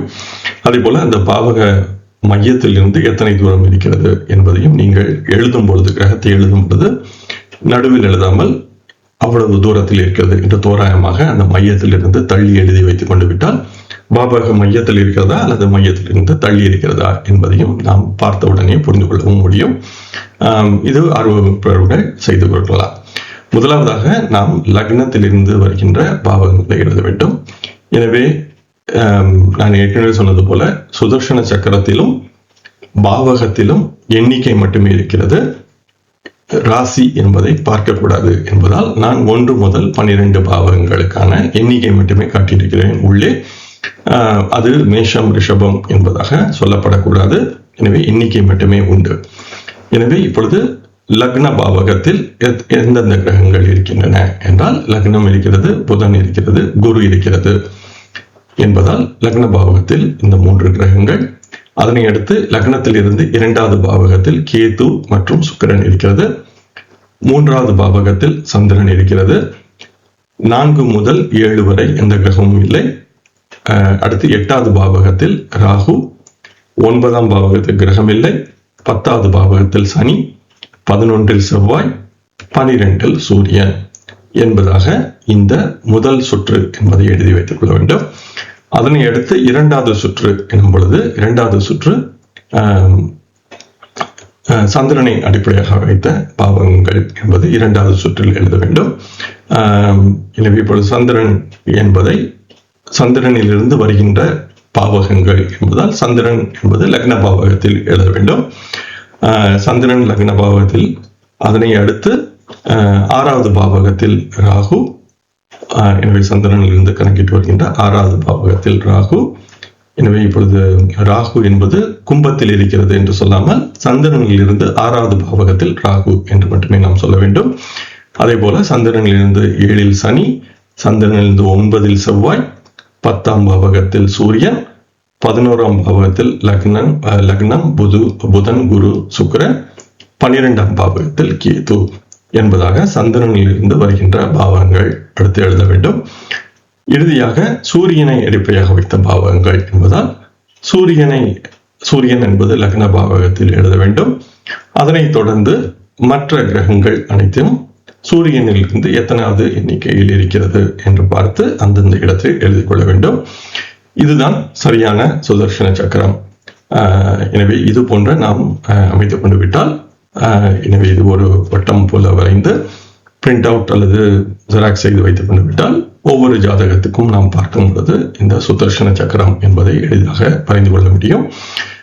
பராசரர் நான் ஏற்கனவே சொன்னது போல இந்த 3ம் ஒரே இடத்தில் இருக்கிறது. எனவே லக்னத்திலேயே சூரியனும் சந்திரனும் இருக்கிறது, லக்ன பாவகத்திலேயே சூரியனும் சந்திரனும் இருக்கிறது, ராசியில் இல்லை, லக்ன பாவகத்தில் சூரியனும் சந்திரனும் இருக்கிறது என்றால் லக்னத்தை அடிப்படையாக வைத்து பலன் சொல்லலாம். குறைந்தபட்சம் லக்னத்தில் சூரியன் இருக்க வேண்டும், லக்ன பாவகத்தில் சூரியன் இருக்க வேண்டும், அல்லது லக்ன பாவகத்தில் சந்திரன் இருக்க வேண்டும். இருந்தாலும் லக்னத்தை அடிப்படையாக வைத்து சொல்லலாம். இந்த 3ம் வெவ்வேறு இடங்களில் இருக்கிறது, லக்னத்தில் இல்லை என்றால் நாம் சுதர்சன சக்கரத்தின் மூலமாகவே பலன் சொல்ல வேண்டும் என்பது பராசரர் சொல்கின்ற விளக்கம். இந்த ஜாதகத்திலும் இந்த 3ம் ஒரே இடத்தில் இல்லை. சூரியன் லக்னத்தில் இருப்பது போல தோன்றலாம் ஒரு சிலருக்கு, ஆனால் சூரியன் லக்னம் இருக்கின்ற ராசியில் இருக்கிறது, பாவக சக்கரத்தில் 12ஆம் இடத்துக்கு சென்று விட்டதால் இந்த 3ம் ஒரே இடத்தில் இல்லை என்ற புரிதல் இன்றியமையாதது. இப்பொழுது இதுதான் சுதர்சன சக்கரம். இதை அடிப்படையாக வைத்து விதிகள் இருக்கின்றன. அதே போல இந்த லக்னத்திற்கு பலன்கள் என்று தேடும் பொழுது இந்த லக்னத்தில் இருக்கின்ற கிரகங்கள் அனைத்தையும் சேர்க்க வேண்டும். எனவே இப்பொழுது லக்னத்தில் புதன் இருக்கிறது, குரு இருக்கிறது, சந்திரன் இருக்கிறது, சூரியன் இருக்கிறது என்பதாக புரிந்து கொள்ள வேண்டும். ஆனால் சூரியன் என்பது லக்னத்தில் இருக்கும் பொழுது, எனவே இந்த இடத்தில் லக்ன பாவகத்தில் சூரியன் பாவராக கருதப்படாது. ஆனால் மற்ற பாவங்களுக்கு சூரியன் இருக்கும் பொழுது, இப்போது குறிப்பாக சந்திரனை அடிப்படையாக வைத்த பாவங்களுக்கு 10வது பாவகத்தில் சூரியன் இருக்கிறது. எனவே அங்கு சூரியன் என்பது அசுபராக கருதப்படும். அதே போல இப்பொழுது 2வது பாவகத்திற்கு பலன் என்று தேடும் பொழுது கேது இருக்கிறது, சுக்கிரன் இருக்கிறது, புதன், குரு, சுக்கிரன் என்று கேதுவை தவிர அனைத்துமே சுப கிரகங்களாக இருக்கின்றன. எனவே பல சுபர்கள் 2ஆம் பாவகத்துடன் தொடர்பு கொள்வதால் இவருக்கு 2ஆம் பாவகம் தொடர்பான நல்ல பலன்கள் இருக்கும். அதே போல எந்தெந்த கிரகங்கள் பார்க்கின்றன என்று பல்வேறு விதிகள் சொல்லப்படுகிறது. எனவே இது போன்ற விதி, மதி, கதி என்ற மூன்றையும் ஒரு சேர வைத்த ஒரு பாவகத்தையே பலன் சொல்ல பயன்படுத்த வேண்டும் என்பது பராசரர் சொல்கின்ற விளக்கம். இதை நாம் பொதுவாக சந்திரனை அடிப்படையாக வைத்த பாவகங்கள் என்பதாகவும் பலரும் தேடுவதை பார்க்க முடியும். ஆனால் சூரியனை அடிப்படையாக வைத்த பாவகங்கள் என்பதை நாம் பொதுவாக கருத்தில் கொள்வதில்லை. எனவே பராசரர் இதையும் செய்ய சொல்கிறார் என்பதை நாம் புரிந்து கொள்வோம். சுதர்சன சக்கரம் பற்றிய விளக்கத்திற்கு நாம் காத்திருப்போம். இப்பொழுது இந்த சுதர்சன சக்கர தசை என்றால் என்ன என்பதையே நான் இங்கு பேச விரும்பினேன். இப்பொழுது சுதர்சன சக்கர தசை என்றால் என்ன என்று பராசரர் என்ன சொல்ல வருகிறார் என்றால், லக்னம் இருக்கின்ற இடத்திலிருந்து ஒவ்வொரு ஆண்டும் ஒரு ராசி என்பது பெயரும் என்பதாக அந்த விளக்கம் இருக்கிறது. எனவே இப்போது லக்ன பாவகம் என்பது ஒரு ஆண்டு, அதனை அடுத்து 2ஆம் பாவகம் 2வது வயதில் 2வது பாவகம், 3வது வயதில் 3ஆம் பாவகம், 4ஆம் வயதில் 4ஆம் பாவகம் என்பதாக. எனவே இப்போ ஒரு குழந்தை பிறந்திருக்கிறது என்றால் முதல் ஆண்டு லக்ன பாவகத்தில் அந்த குழந்தையின் லக்னம் என்பது இருக்கும். அடுத்ததாக 2வது ஆண்டில் 2வது பாவகத்திற்கு அந்த லக்னம் என்பது சென்றுவிடும். அடுத்து 3வது வயது, 4வது வயது, 5வது வயது, 6வது வயது என்பதாக அந்த லக்னம் என்பது தொடர்ந்து இது போல ஒரு சுற்றில் இருக்கும். 12ஆம் வயதில் 12ஆம் பாவகத்தில் லக்னம் இருக்கும். அடுத்ததாக 13ஆம் வயதில் மீண்டும் லக்னம் என்பது பிறந்த லக்னத்திற்கு வந்துவிடும் என்பதாக இந்த சுதர்சன சக்கரம் பற்றிய விளக்கம் இருக்கிறது. இதையே ஒரு சிலர் இன்று ஒரு புதிய முறையாக வளர் லக்னம் என்ற பெயரில் பயன்படுத்துவதை பார்க்க முடிகிறது. அதனை அடுத்து இப்பொழுது இது தசை என்பது முதல் பாவக தசை, 2வது பாவக தசை, 3ஆம் பாவக தசை என்பதாக இந்த தசை என்பது சொல்லணும். இப்பொழுது புக்திகள் என்று பார்க்கும் பொழுது ஒரு பாவகத்திற்கு 12 மாதங்கள் வருகின்றன என்பதால் இந்த புக்திகள் தொடர்ந்து இந்த 12 பாவங்களுக்கும் சென்று வரும். எனவே இப்பொழுது முதல் ஆண்டில் 2வது மாதம் என்னும் பொழுது அது புக்தி என்பது 2வது பாவகத்தில் ராசியில் இருக்கும். அடுத்ததாக 3வது மாதம் என்னும் பொழுது அது லக்னம் இருக்கின்ற ராசியின் தசையில் 3வது பாவகம் என்பது எது வருகிறதோ அந்த புக்தி நடக்கும். 7வது மாதத்தில் 7ஆம் மாத புக்தி, 7ஆம் ராசி புக்தி, 12வது மாதத்தில் 12ஆம் பாவக புக்தி என்பதாக வரும். தொடர்ந்து 2வது தசை, அதாவது 2வது ராசி தசை என்பது துவங்கும். எனவே அந்த 2வது ராசி தசையில் அடுத்ததாக அங்கிருந்து 12 என்பதாக தொடர்ந்து இந்த புக்திகள் என்பது சுழன்று வரும். இப்பொழுது அந்தரம் என்பதை பார்க்க வேண்டும் என்றால் அந்த புக்தியை நாம் 12 பிரிவுகளாக பிரிக்க வேண்டும். எனவே 30 நாட்கள் என்று எடுத்துக்கொண்டால் அதை 12ஆக பிரிக்கும் பொழுது 2.5 நாட்கள் என்பதாக வரும். அந்த 2.5 நாட்கள் என்பதை தொடர்ந்து இது போல 12ஆக பிரிக்க வேண்டும். அதை அடுத்து சூக்ஷ்மம் என்று பார்த்தால் அந்த 2.5 நாட்கள் என்னும் பொழுது அது 60 மணி நேரங்களாக வரும். அந்த 60ஐ 12ஆக பிரித்தால் 5 மணி நேரம் என்பதாக அதை பிரிக்க முடியும். எனவே இது போன்று இந்த சுதர்சன சக்கர தசையின் தசை, புக்தி, அந்தரம் என்பதையெல்லாம் நாம் தொடர்ந்து பிரித்து பார்க்க முடியும்.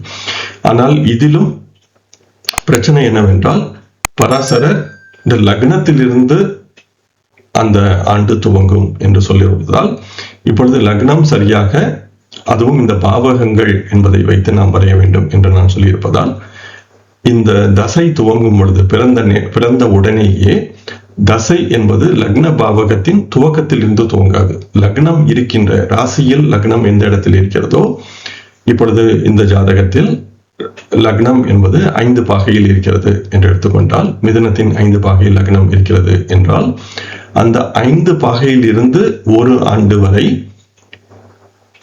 இந்த 5ஆம் பாகையில் இருந்து, மிதுனத்தின் 5ஆம் பாகையில் இருந்து கடகத்தின் 5ஆம் பாகை வரை லக்னம் நகரும்.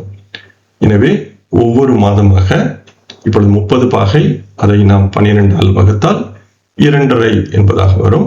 எனவே ஒரு மாதத்திற்கு 2.5 பாகைகள் என்ற வேகத்தில் லக்னம் என்பது தொடர்ந்து இந்த மிதுனத்திலிருந்து கடகத்தை நோக்கி செல்லும். எனவே இந்த ஸ்லோகங்களை நாம் தெளிவாக புரிந்து கொள்ள. எனவே இந்த சுதர்சன சக்கரம் என்பதன் மொழிபெயர்ப்பிலும் பல பிழைகள் இருக்கின்றன. எனவே நான் ஏற்கனவே சொன்னது போல இந்த சுதர்சன சக்கரத்தை முழுமையாக விளக்குவது என்பது அந்த அத்தியாயத்தை கொண்டு வந்து விளக்கும்படி ஆகிவிடும்.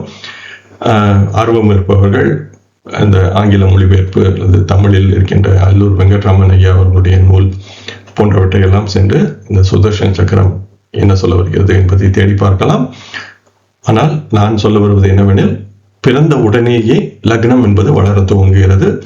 பிறந்தவுடன் லக்னம் இப்பொழுது 5 பாகை மிதுனத்தில் லக்னம் இருக்கிறது என்றால், 1 ஆண்டு முடியும் பொழுது 5 பாகை கடகத்தில் லக்னம் இருக்கும்.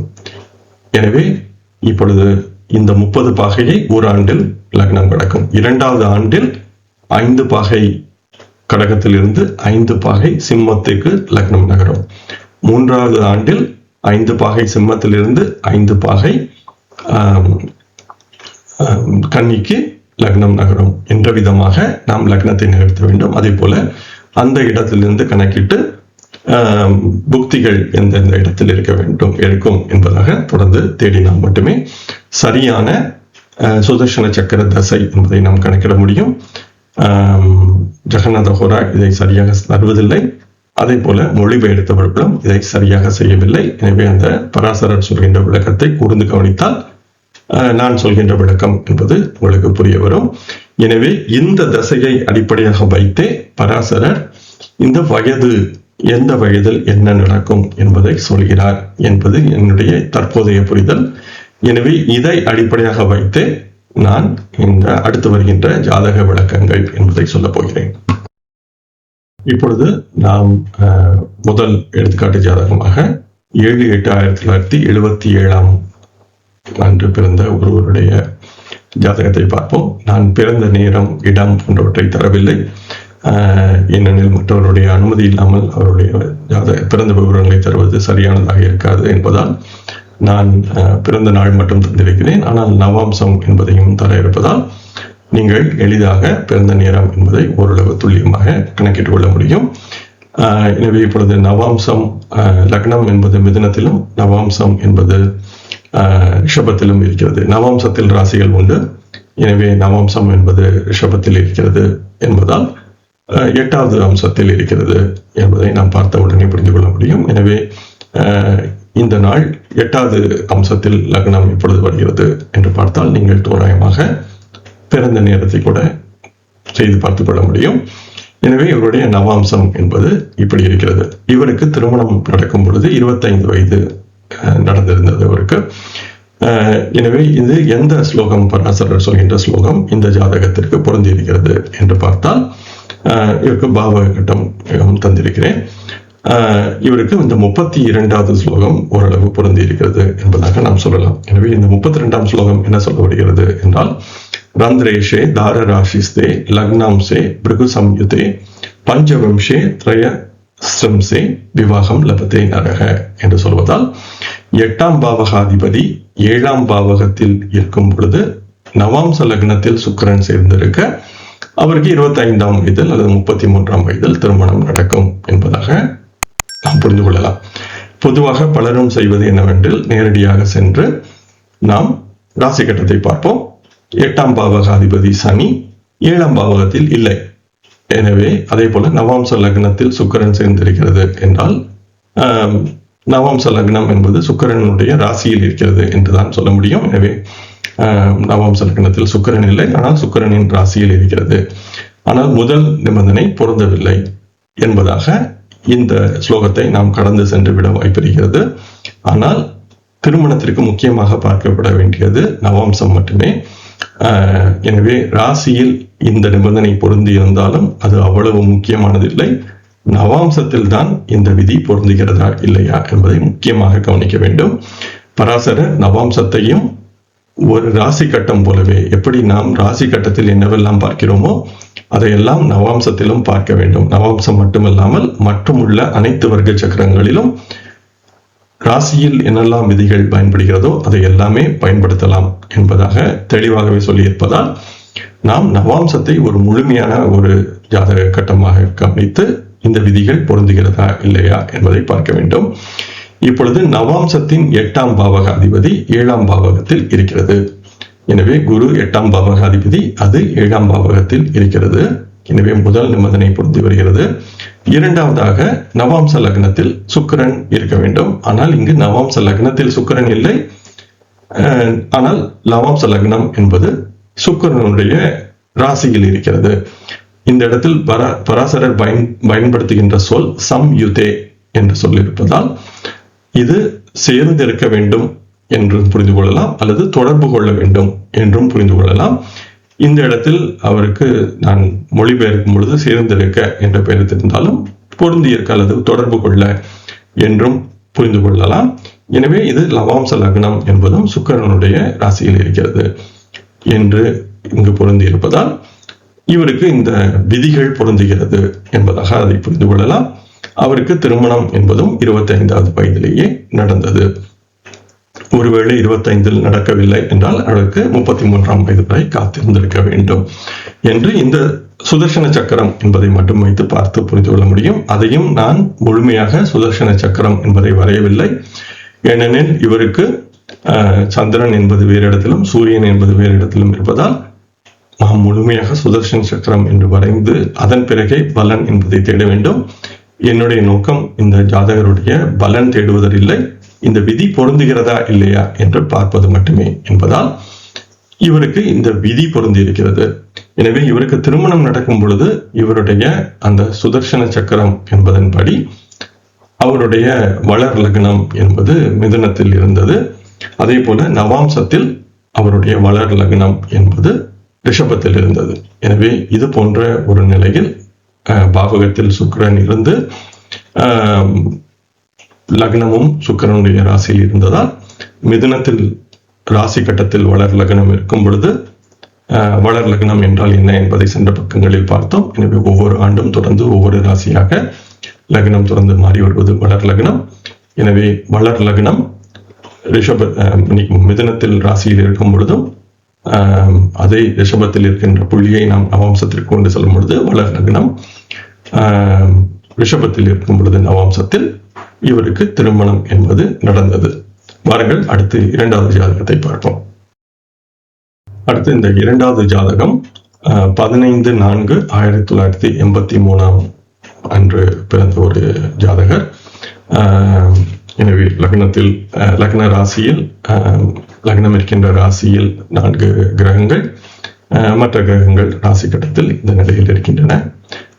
இவருடைய நவாம்சம் என்று பார்க்கும்போது இவருடைய லக்னம் என்பது வர்க்கோத்தமமாக அமைந்திருப்பதால் சூரியன் என்பதும் வர்க்கோத்தமம். எனவே லக்னத்தில் சூரியன், ஆனால் கேது என்பதும் லக்ன நவாம்சத்தில் இருக்கிறது. அதே போல இவருடைய பாவக சக்கரம் என்பது இது போல அமைந்திருக்கிறது. எனவே பாவக சக்கரத்தில் லக்ன ராசியில் சூரியன், செவ்வாய், புதன், சந்திரன் போன்றவை இருந்தாலும் புதனும் சந்திரனும் 2வது பாவகத்திற்கு சென்று விட்டது என்பதாக இதை சொல்ல வேண்டும். அதே போல சுக்கிரன் 2வது பாவகத்தில் இருக்கிறது. எனவே இது போன்ற ஒரு அமைப்பில் இவருடைய பாவகம் என்பது அமைந்திருக்கிறது. எனவே இந்த ஜாதகத்திற்கு எந்த பராசருடைய விதி நாம் பார்த்த இந்த அத்தியாயத்தில் பார்த்த விதி பொருந்துகிறது என்று பார்த்தால் 22வது ஸ்லோகம், இது 3வது பதிவில் பார்த்தோம், அந்த ஸ்லோகம் பொருந்துகிறது. தாரேஷே சுபராசிஸ்தே ஸ்வோச்ச ஸ்வ அக்ஷகதோ பிருகு பஞ்சமே நவமே அப்தேத்து விவாக பிரயாசோ பவேத். எனவே ஒரு ஜாதகத்தின் 7ஆம் பாவகாதிபதி ஒரு இயற்கை சுபரின் ராசியில் இருக்க சுபராசிஸ்தே என்பதை நான் இயற்கை சுபரின் ராசி அல்லது 5 அல்லது 9ஆம் பாவகம் என்றும் புரிந்து கொள்ளலாம் என்பதாக சொல்லியிருந்தேன். எனவே இயற்கை சுபரின் ராசியில் இருக்க சுக்கிரன் தன் உச்ச அல்லது ஆட்சி ராசியிலும் இருந்தால் அவருக்கு 5 அல்லது 9ஆம் வயதிலேயே திருமண முயற்சிகள் நடக்க துவங்கும் என்பதாக அந்த ஸ்லோகம் சொன்னது. இப்பொழுது ராசியை முதலில் பார்ப்போம். ராசி கட்டத்தில் தாரேஷே என்பதால் அது சுக்கிரனை சொல்லும் 7ஆம் பாவகாதிபதி. அது ஒரு சுபராசி என்பதால் ஆட்சியாக 2ஆம் பாவகத்தில் இருக்கிறது என்பதால் இந்த முதல் நிபந்தனை பொருந்துகிறது ராசி கட்டத்தில். அதே போல அடுத்து கூடுதல் நிபந்தனை என்றால் சுக்கிரன் ஆட்சி அல்லது உச்ச ராசியிலும் இருந்தால் என்பதால் சுக்கிரன் ஆட்சி அல்லது உச்ச ராசியில் தான் இருக்கிறது என்பதால் இந்த 2 நிபந்தனைகளும் ராசி கட்டத்தில் இவருக்கு பொருந்துகிறது. அதே போல நவாம்சத்திலும் சென்று பார்க்க வேண்டும். நான் ஏற்கனவே சொன்னது போல இந்த விதிகள் முக்கியமாக நவாம்சத்தில் தான் பார்க்கப்பட வேண்டும். நவாம்சத்தில் பார்க்கும் பொழுது தாரேஷே என்றால் மீண்டும் சுக்கிரன் தான் வருகிறது. அது உச்ச ராசியில் இருக்கிறது. 12ஆம் மீனத்தில் நவாம்சத்தில் இருக்கிறது.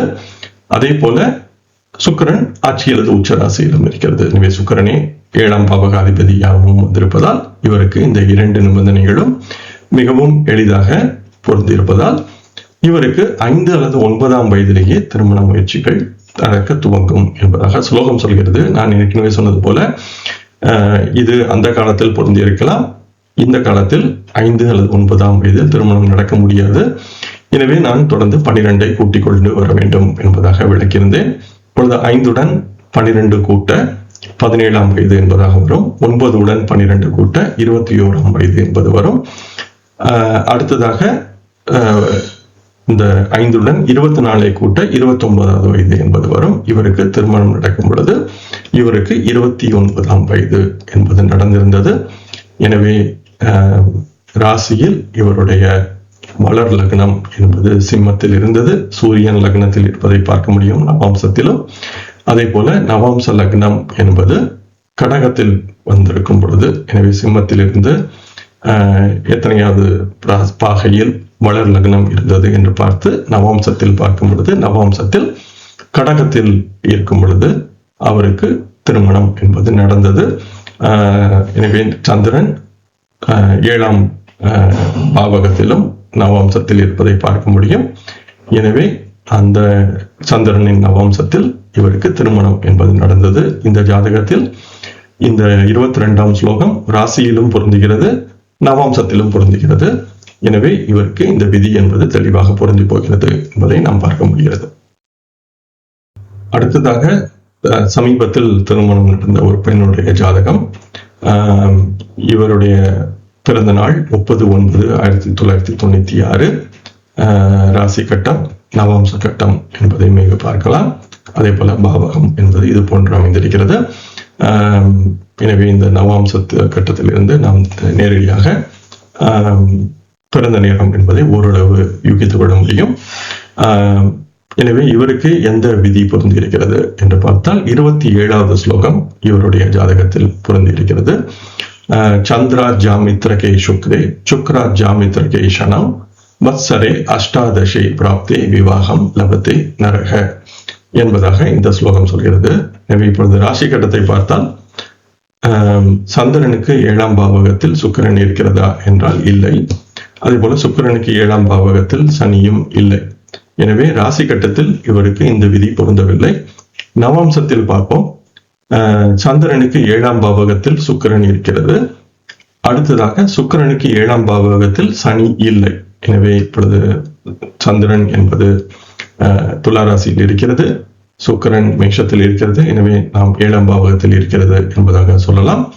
ஆனால் சுக்கிரனுக்கு 7ஆம் பாவகத்தில் சனி என்பது இல்லை. எனவேதான் இந்த பதிவின் துவக்கத்தில் அதே போல பல முறைகள் நான் இது பற்றி பேசியிருக்கிறேன். நவாம்சத்திலும் பாவக கட்டம் என்பது பார்க்கப்பட வேண்டும். இப்பொழுது நவாம்சத்தில் பாவக கட்டம் என்பதை வரைய வேண்டும். எனவே நவாம்ச லக்னம் இருக்கின்ற பாகையை மையமாக வைத்து பாவக கட்டம் என்பதை நாம் வரைந்து சந்திரனை அடிப்படையாக வைத்த பாவகம் என்பதை வரைய வேண்டும். ஏனெனில் இந்த ஸ்லோகம் சொல்வது சந்திரா ஜாமித்ரகே என்று சொல்வதால் சந்திரனை அடிப்படையாக வைத்த நவாம்ச பாவகம் என்பதை நாம் வரையும் பொழுது சந்திரனுக்கு 7 சுக்கிரன் இருக்கிறது. அதே போல அந்த சுக்கிரனை அடிப்படையாக வைத்த பாவகத்தில் சனி இருக்கிறதா என்று பார்க்க வேண்டும். நான் இந்த இடத்தில் அதை காட்டவில்லை, ஆனால் சரி செய்து பார்த்திருக்கிறேன். சுக்கிரனுக்கு 7ஆம் பாவகத்தில் சனி இருக்கிறது. ஆனால் நாம் நவாம்சத்தில் பார்க்கும் பொழுது சனி கன்னி ராசியில் இருக்கிறது. ஆனால் பாவக கட்டத்தில் சுக்கிரனுக்கு 7 இருக்கிறது. எனவேதான் இதை போன்ற விதிகள் பொருந்தவில்லை என்று நாம் கடந்து செல்லாமல் சற்றே உன்னிப்பாக பார்த்தால் ஏன் பராசரர் சொல்கின்ற விதிகள் பொருந்துகிறது என்பதை நாம் பார்க்க முடியும். எனவே மீண்டும் ஒரு முறை விளக்குகிறேன். நவாம்சத்தில் சுக்கிரனுக்கு 7 சனி இல்லை, சந்திரனுக்கு 7 இருக்கிறது. ஆனால் நவாம்ச பாவகத்தில் சுக்கிரனுக்கு 7 சனி இருக்கிறது, சந்திரனுக்கு 7 சுக்கிரன் இருக்கிறது. எனவே இந்த 27ஆம் ஸ்லோகம் பொருந்துகிறது. எனவே நீங்கள் இதையும் சற்றே கூர்ந்து கவனித்தால் இந்த பராசரர் சொல்கின்ற விதி என்பது தெளிவாக புரிய வரும். எனவே இவருக்கு 30வது வயதில் திருமணம் நடந்திருக்கிறது. ஆனால் ஸ்லோகம் சொல்வது 18வது வயதில் திருமணம் நடக்கும் என்பதாக ஸ்லோகம் சொல்கிறது. இவர் சற்றே படித்த பெண் என்பதால் 18ஆம் வயதில் திருமணம் இவருக்கு நடக்கவில்லை. எனவே மீண்டும் ஒரு 12 ஆண்டுகள் காத்திருந்து 30வது வயதில் இவருக்கு திருமணம் என்பது சமீபத்தில் நடந்தது. அவருக்கு திருமணம் என்பது நடக்கும் பொழுது எனவே இந்த 30வது வயது 18வது வயது என்று சிந்திக்கும் பொழுது லக்னத்திலிருந்து 6வது ராசியில் வளர் லக்னம் என்பது இருக்கும். எனவே பொதுவாக 6ஆம் பாவகத்தில் வளர் லக்னம் செல்லும் பொழுது எப்படி திருமணம் நடக்கும் என்றால் ஸ்லோகம் மிகவும் தெளிவாகவே சொல்கிறது. இது போன்ற ஒரு நிலை இருந்தால் 6ஆம் பாவகத்தில் வளர் லக்னம் இருக்கும் பொழுதுதான். எனவே 18ஆம் பாவகம் என்னும் பொழுது 6ஆம் பாவகத்தில் தான் வளர் லக்னம் என்பது வரும். எனவே அந்த 6ஆம் ராசியில் வளர் லக்னம் செல்லும் பொழுது இவருக்கு திருமணம் நடந்தது. திருமணம் நடக்கும் பொழுது அவருடைய நவாம்சத்தில் 10வது பாவகத்தில் வளர் லக்னம் என்பது சென்று கொண்டிருந்தது. எனவே இந்த இது போன்ற ஒரு அமைப்பில் அவருக்கு திருமணம் என்பது நடந்தது. ஏன் இந்த 10வது பாவகத்தில், அதாவது 10வது ராசியில் நவாம்சத்தில் திருமணம் என்பது நடந்தது என்பதும் சற்று நாம் ஆராய வேண்டும். ஆனால் இது முழுமையாக அந்த சுதர்சன சக்கரம் என்பதை அமைத்து தேடினால் மட்டுமே ஏன் இந்த வயதில் இந்த நவாம்சத்தில் அவருக்கு திருமணம் நடந்தது என்பதை நாம் பார்க்க முடியும். ஆனால் என்னுடைய எண்ணம் என்னவெனில்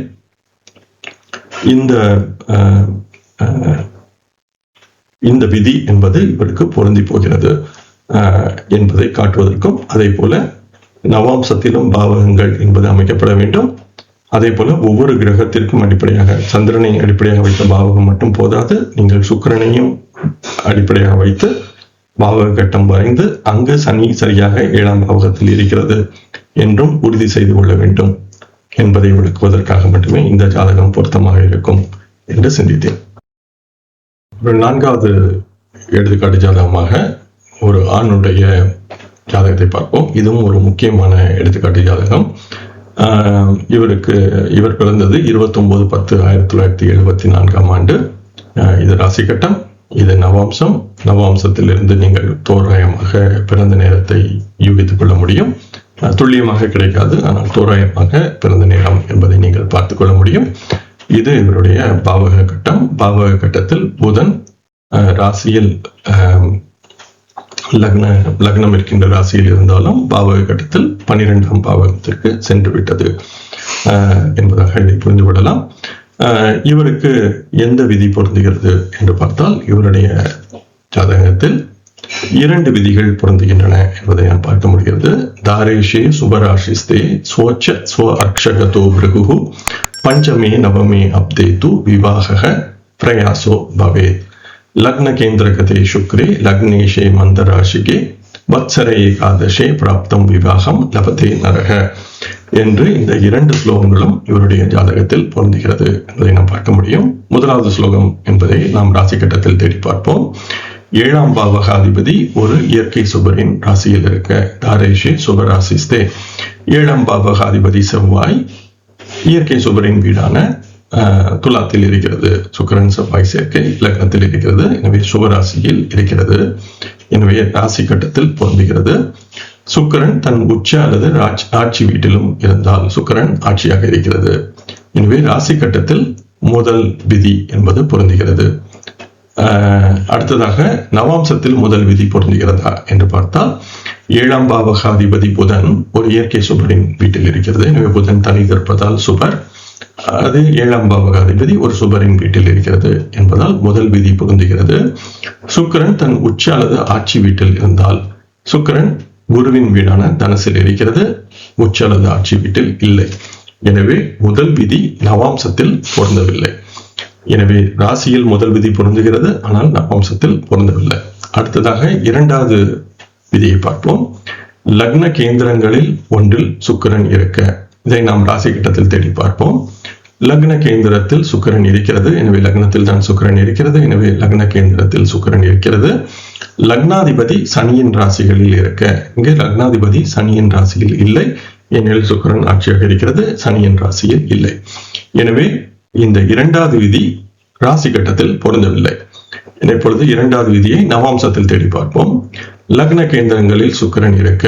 எனவே நவாம்சத்தில் சுக்கிரன் 10ஆம் பாவகத்தில் இருக்கிறது. இதை நான் பாவகட்டத்திலும் நவாம்சத்தில் தேடி பார்த்து விட்டேன். இவருக்கு சரியாக 10ஆம் பாவகத்தில் தான் நவாம்ச பாவகத்திலும் சுக்கிரன் இருக்கிறது. எனவே அந்த முதல் விதி பொருந்துகிறது, ஆனால் நவாம்ச பாவகத்தை இங்கு நான் காட்டவில்லை. லக்னாதிபதி சனியின் ராசிகளில் ஒன்றில் இருக்க. லக்னாதிபதி குரு கும்ப ராசியில் நவாம்சத்தில் இருக்கிறது. எனவே இவருக்கு அந்த 2வது விதி என்பது நவாம்சத்தில் பொருந்துகிறது. எனவே முதல் விதி ராசி கட்டத்தில் பொருந்துகிறது, நவாம்சத்தில் பொருந்தவில்லை. 2வது ஸ்லோகம் ராசி கட்டத்தில் பொருந்தவில்லை, நவாம்சத்தில் பொருந்துகிறது. இவருக்கு எப்பொழுது திருமணம் நடந்தது என்றால் 23ஆம் வயதில் இவருக்கு திருமணம் நடந்தது. எனவே முதல் விதி சரியாக இருந்தால் 5 அல்லது 9வது வயது என்று சொல்லியிருப்பதால் இவருக்கு 5உடன் 12 கூட்ட 17ஆம் வயது திருமணம் நடக்க வாய்ப்பில்லை. 17உடன் 12 கூட்ட 29 என்பது வரும். அதே போல 9உடன் 12 சேர்க்க 21ஆம் வயதில் திருமணம் நடந்திருக்க வேண்டும். அப்படி இல்லையெனில் 33ஆம் வயதில் திருமணம் நடந்திருக்க வேண்டும். ஆனால் இவருக்கு 2வது விதியின்படி 11உடன் 12 கூட்ட 23ஆம் வயதில் திருமணம் நடந்திருக்க வேண்டும். அது போலவே திருமணம் நடந்திருக்கிறது. எனவே இந்த ஜாதகத்திலிருந்து நவாம்சம் என்பது இந்த வயது என்பதை கண்டுபிடிக்க மிகவும் இன்றியமையாததாக இருக்கிறது என்பதை புரிந்து கொள்ள முடியும். எனவே முதல் விதி ராசி கட்டத்தில் பொருந்தி இருந்தாலும் நவாம்சத்தில் பொருந்தவில்லை என்பதால் அது பெரிதாக பயன் தரவில்லை. ஆனால் 2வது விதி ராசியில் பொருந்தவில்லை, ஆனால் நவாம்சத்தில் பொருந்தி இருக்கிறது என்பதால் இவருக்கு அந்த 23வது வயதில் திருமணம் என்பது நடந்தது.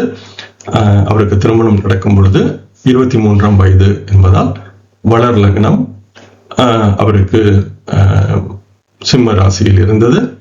அதே போல அவருடைய அந்த வளர் லக்னம் இருக்கின்ற திருமணம் நடந்த நாள் வளர் லக்னம் இருந்த புள்ளி நவாம்சத்தில் கன்னி ராசியில் சென்று கொண்டிருந்தது. அப்பொழுது 7ஆம் பாவகாதிபதி ஆட்சியாக இருப்பதால் அவருக்கு நவாம்சம் என்பது கன்னியில் இருக்கும் பொழுது அவருக்கு திருமணம் என்பது 23ஆம் வயதில் நடந்தது என்பதை நாம் புரிந்து கொள்ள முடியும். எனவே இந்த ஜாதகமும் ஒரு முக்கியமான ஜாதகம், எடுத்துக்காட்டு ஜாதகம். எனவே நவாம்சத்தில் தான் இந்த பராசரர் சொன்ன திருமண விதிகள் என்பது மிகவும் முக்கியமாக பார்க்கப்பட வேண்டும். ராசி கட்டத்தில் இருக்கலாம், இல்லாமலும் இருக்கலாம். ராசி கட்டத்திலும் அதே விதி பொருந்தியிருந்தால் இந்த விதி சற்றே உறுதிப்படுகிறது. ஆனால் நவாம்சத்தில் இல்லை எனில் ராசியில் மட்டும் இருந்தால் அந்த விதி அவ்வளவு சிறப்பாக செயல்படாது என்பதையும் நாம் புரிந்து கொள்ள முடியும். எனவே ஆர்வம் இருப்பவர்கள் இந்த நவாம்சத்தில் இந்த விதி பொருந்துகிறதா, அதுவும் முக்கியமாக நவாம்சத்தில் பாவகங்களை வரைந்து அந்த பாவகங்களின் அடிப்படையில் விதிகள் சொல்லப்பட்டால் அது அதுபடி இருக்கிறதா இல்லையா என்பதையும் தேடினால் மட்டுமே இந்த ஸ்லோகங்கள் சொல்கின்ற உண்மைத்தன்மை என்பது நமக்கு தெரிய வரும். இத்துடன் நாம் இந்த பதிவை நிறைவு செய்வோம். இந்த 4 ஜாதகங்கள் மட்டுமல்லாமல் கிட்டத்தட்ட ஒரு 9 ஜாதகங்களுக்கு நான் இந்த விதிகளை பரிசோதித்து பார்த்தேன். அனைத்திலும் இந்த விதி என்பது பொருந்தி இருக்கிறது. ஆனால் என்னிடம் இருக்கின்ற மற்ற ஜாதகங்களில் இந்த பராசரர் சொன்ன விதிகள் நேரடியாக பொருந்தவில்லை என்பதால் இந்த அனைத்து விதிகளுக்குமான ஜாதகங்கள் என்னிடம் இல்லை. ஆனால் என்னிடம் இருக்கின்ற ஜாதகங்களை வைத்து தேடி பார்க்கும் பொழுது இதுவரை நான் ஒரு 9 ஜாதகங்களை தேடி பார்க்கும் பொழுது எங்கெல்லாம் பொருந்துகிறதோ அங்கெல்லாம் அதன்படியே திருமணம் என்பது நடந்திருக்கிறது என்பதை பார்க்க முடிகிறது. அதே போல சென்ற பக்கத்தில் நாம் பார்த்த ஜாதகத்தில் லக்னத்தில் சூரியன் இருப்பதால் நேரடியாக இந்த லக்னத்தில் இருந்து வருகின்ற பலன்களை நாம் பார்க்க முடியும். ஆனால் பராசரர் இந்த லக்னத்தில் சூரியனும் சந்திரனும் இல்லை என்றால், அல்லது அதில் ஏதேனும் ஒன்று இல்லை என்றால், நாம் சுதர்சன சக்கரத்தை வரைந்துதான் பலன் தேட வேண்டும் என்று சொல்லியிருப்பதால் நாம் நேரடியாக இது மட்டுமே வைத்து நாம் பலன் என்பதை தேட முடியாது. எனவேதான் பலன் என்பதற்குள் நான் பொதுவாக செல்வதில் எனக்கு ஆர்வமில்லை. ஏனெனில் முதலில் நாம் விதிகளை தெளிவாக புரிந்து கொண்டால் அடுத்ததாக இப்பொழுது சுதர்சன சக்கரத்தின் மூலம்தான் இது செயல்படும் என்று சொல்லியிருந்தால் நாம் சுதர்சன சக்கரத்தை முதலில் வரைந்து அதன் பிறகே பலன் என்பதற்குள் போக வேண்டும். எனவே இப்போது அடுத்து நீங்கள் யூடியூப்பில் என்னுடைய ஜாதகத்தில் நவாம்சம் இது போல இருக்கிறது, ஆனால் அதுபடி நடக்கவில்லை என்று கூட ஒரு சிலர் சொல்லலாம். எனவே நான் பார்த்தவரையில் ஒரு 9 ஜாதகங்களுக்கு பார்த்தேன், பொருந்தி இருக்கிறது. ஆனால் அனைத்து ஜாதகங்களுக்கும் பொருந்துமா பொருந்தாதா என்பதை என்னால் சொல்ல முடியாது. ஆனால் பராசரர் சுதர்சன சக்கரம் என்பதை அடிப்படையாக வைத்து இந்த விதிகள் சொல்லியிருப்பதால் நீங்கள் சுதர்சன சக்கரத்தையும் புரிந்து கொண்டால் மட்டுமே முழுமையாக இந்த விதி செயல்படுகிறதா இல்லையா என்பதை சொல்ல முடியும். ஆனால் இதுவரை நாம் பார்த்த விளக்கங்களின் அடிப்படையில் இந்த விதியும் பொருந்துகிறது என்பதாக நாம் இதுவரை சிந்தித்து பார்க்கலாம். எனவே உங்களுடைய பின்னூட்டம் ஏதாவது இருந்தால் சொல்லுங்கள். அதே போல உங்களுடைய ஜாதகத்தில் இதுவரை நாம் பார்த்த ஸ்லோகங்கள் பொருந்தியிருந்தால் உங்களுடைய நவம்சத்தை முக்கியமாக கவனித்து இந்த விதிகள் பொருந்தி இருக்கிறதா இல்லையா என்பதையும் பின்னூட்டம் தந்தால் நாம் அனைவரும் சேர்ந்து இந்த பிரகத் பராசர ஹோர சாஸ்திரம் என்ற மிகவும் முக்கியமான ஒரு மூல நூலை கற்கின்ற முயற்சி என்பது நாம் அதில் தெளிவாக செல்ல முடியும். அதே போல இந்த பலரும் பராசரர் சொன்ன விதிகளை அல்லது முறைகளை வெவ்வேறு வடிவில் பயன்படுத்துவதை பார்க்க முடிகிறது. அதில் எந்த தவறும் இல்லை. ஆனால் பராசரருக்கு அல்லது நான் இந்த ஒரு மூல நூலிலிருந்து இந்த ஒரு கருத்தை எடுத்தேன் என்பதை சொல்வதும் மிகவும் இன்றியமையாதது. எனவே பராசரர் ஜெய்மினி சொன்ன முறைகளை முழுமையாக புரிந்து கொண்டு அதை அப்படியே பயன்படுத்துவதுதான் சரியானதாக இருக்க முடியுமே தவிர அதில் மாற்றங்கள் கொண்டு வரலாம். ஆனால் அதற்கு உரிய மரியாதையை நாம் செய்தால் மட்டுமே பராசரருக்கு நாம் தெரிவிக்கின்ற மரியாதை என்பது சரியாக இருக்கும். இத்துடன் இந்த பதிவை நாம் நிறைவு செய்வோம். தொடர்ந்து அடுத்த இறுதியான பதிவு 20ஆம் அத்தியாயத்தில் அடுத்த பதிவாக வரும்.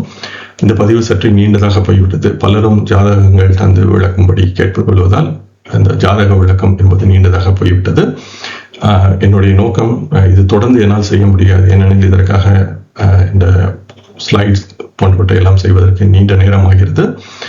என்னுடைய வேலை பழுவில் அதெல்லாம் செய்வதற்கு என்னால் முடியாது. இயன்றவரை முயற்சிக்கிறேன். ஆனால் தொடர்ந்து ஜாதக பதிவு அல்லது ஜாதக விளக்கம் என்பதற்குள் என்னால் போக முடியாது. பாருங்கள், இந்த பதிவை இத்துடன் நிறைவு செய்வோம். என்னுடன் இணைந்து நீங்கள் அனைவரும் பிரகத் பராசர ஹோர சாஸ்திரம் என்ற ஒரு மிகவும் முக்கியமான மூல நூலை கற்கின்ற இந்த முயற்சியில் இணைந்து தொடர்ந்து பயணித்து வருவதற்கு மிக்க நன்றி. வாருங்கள், தொடர்ந்து பயணிப்போம். நன்றி, வணக்கம்.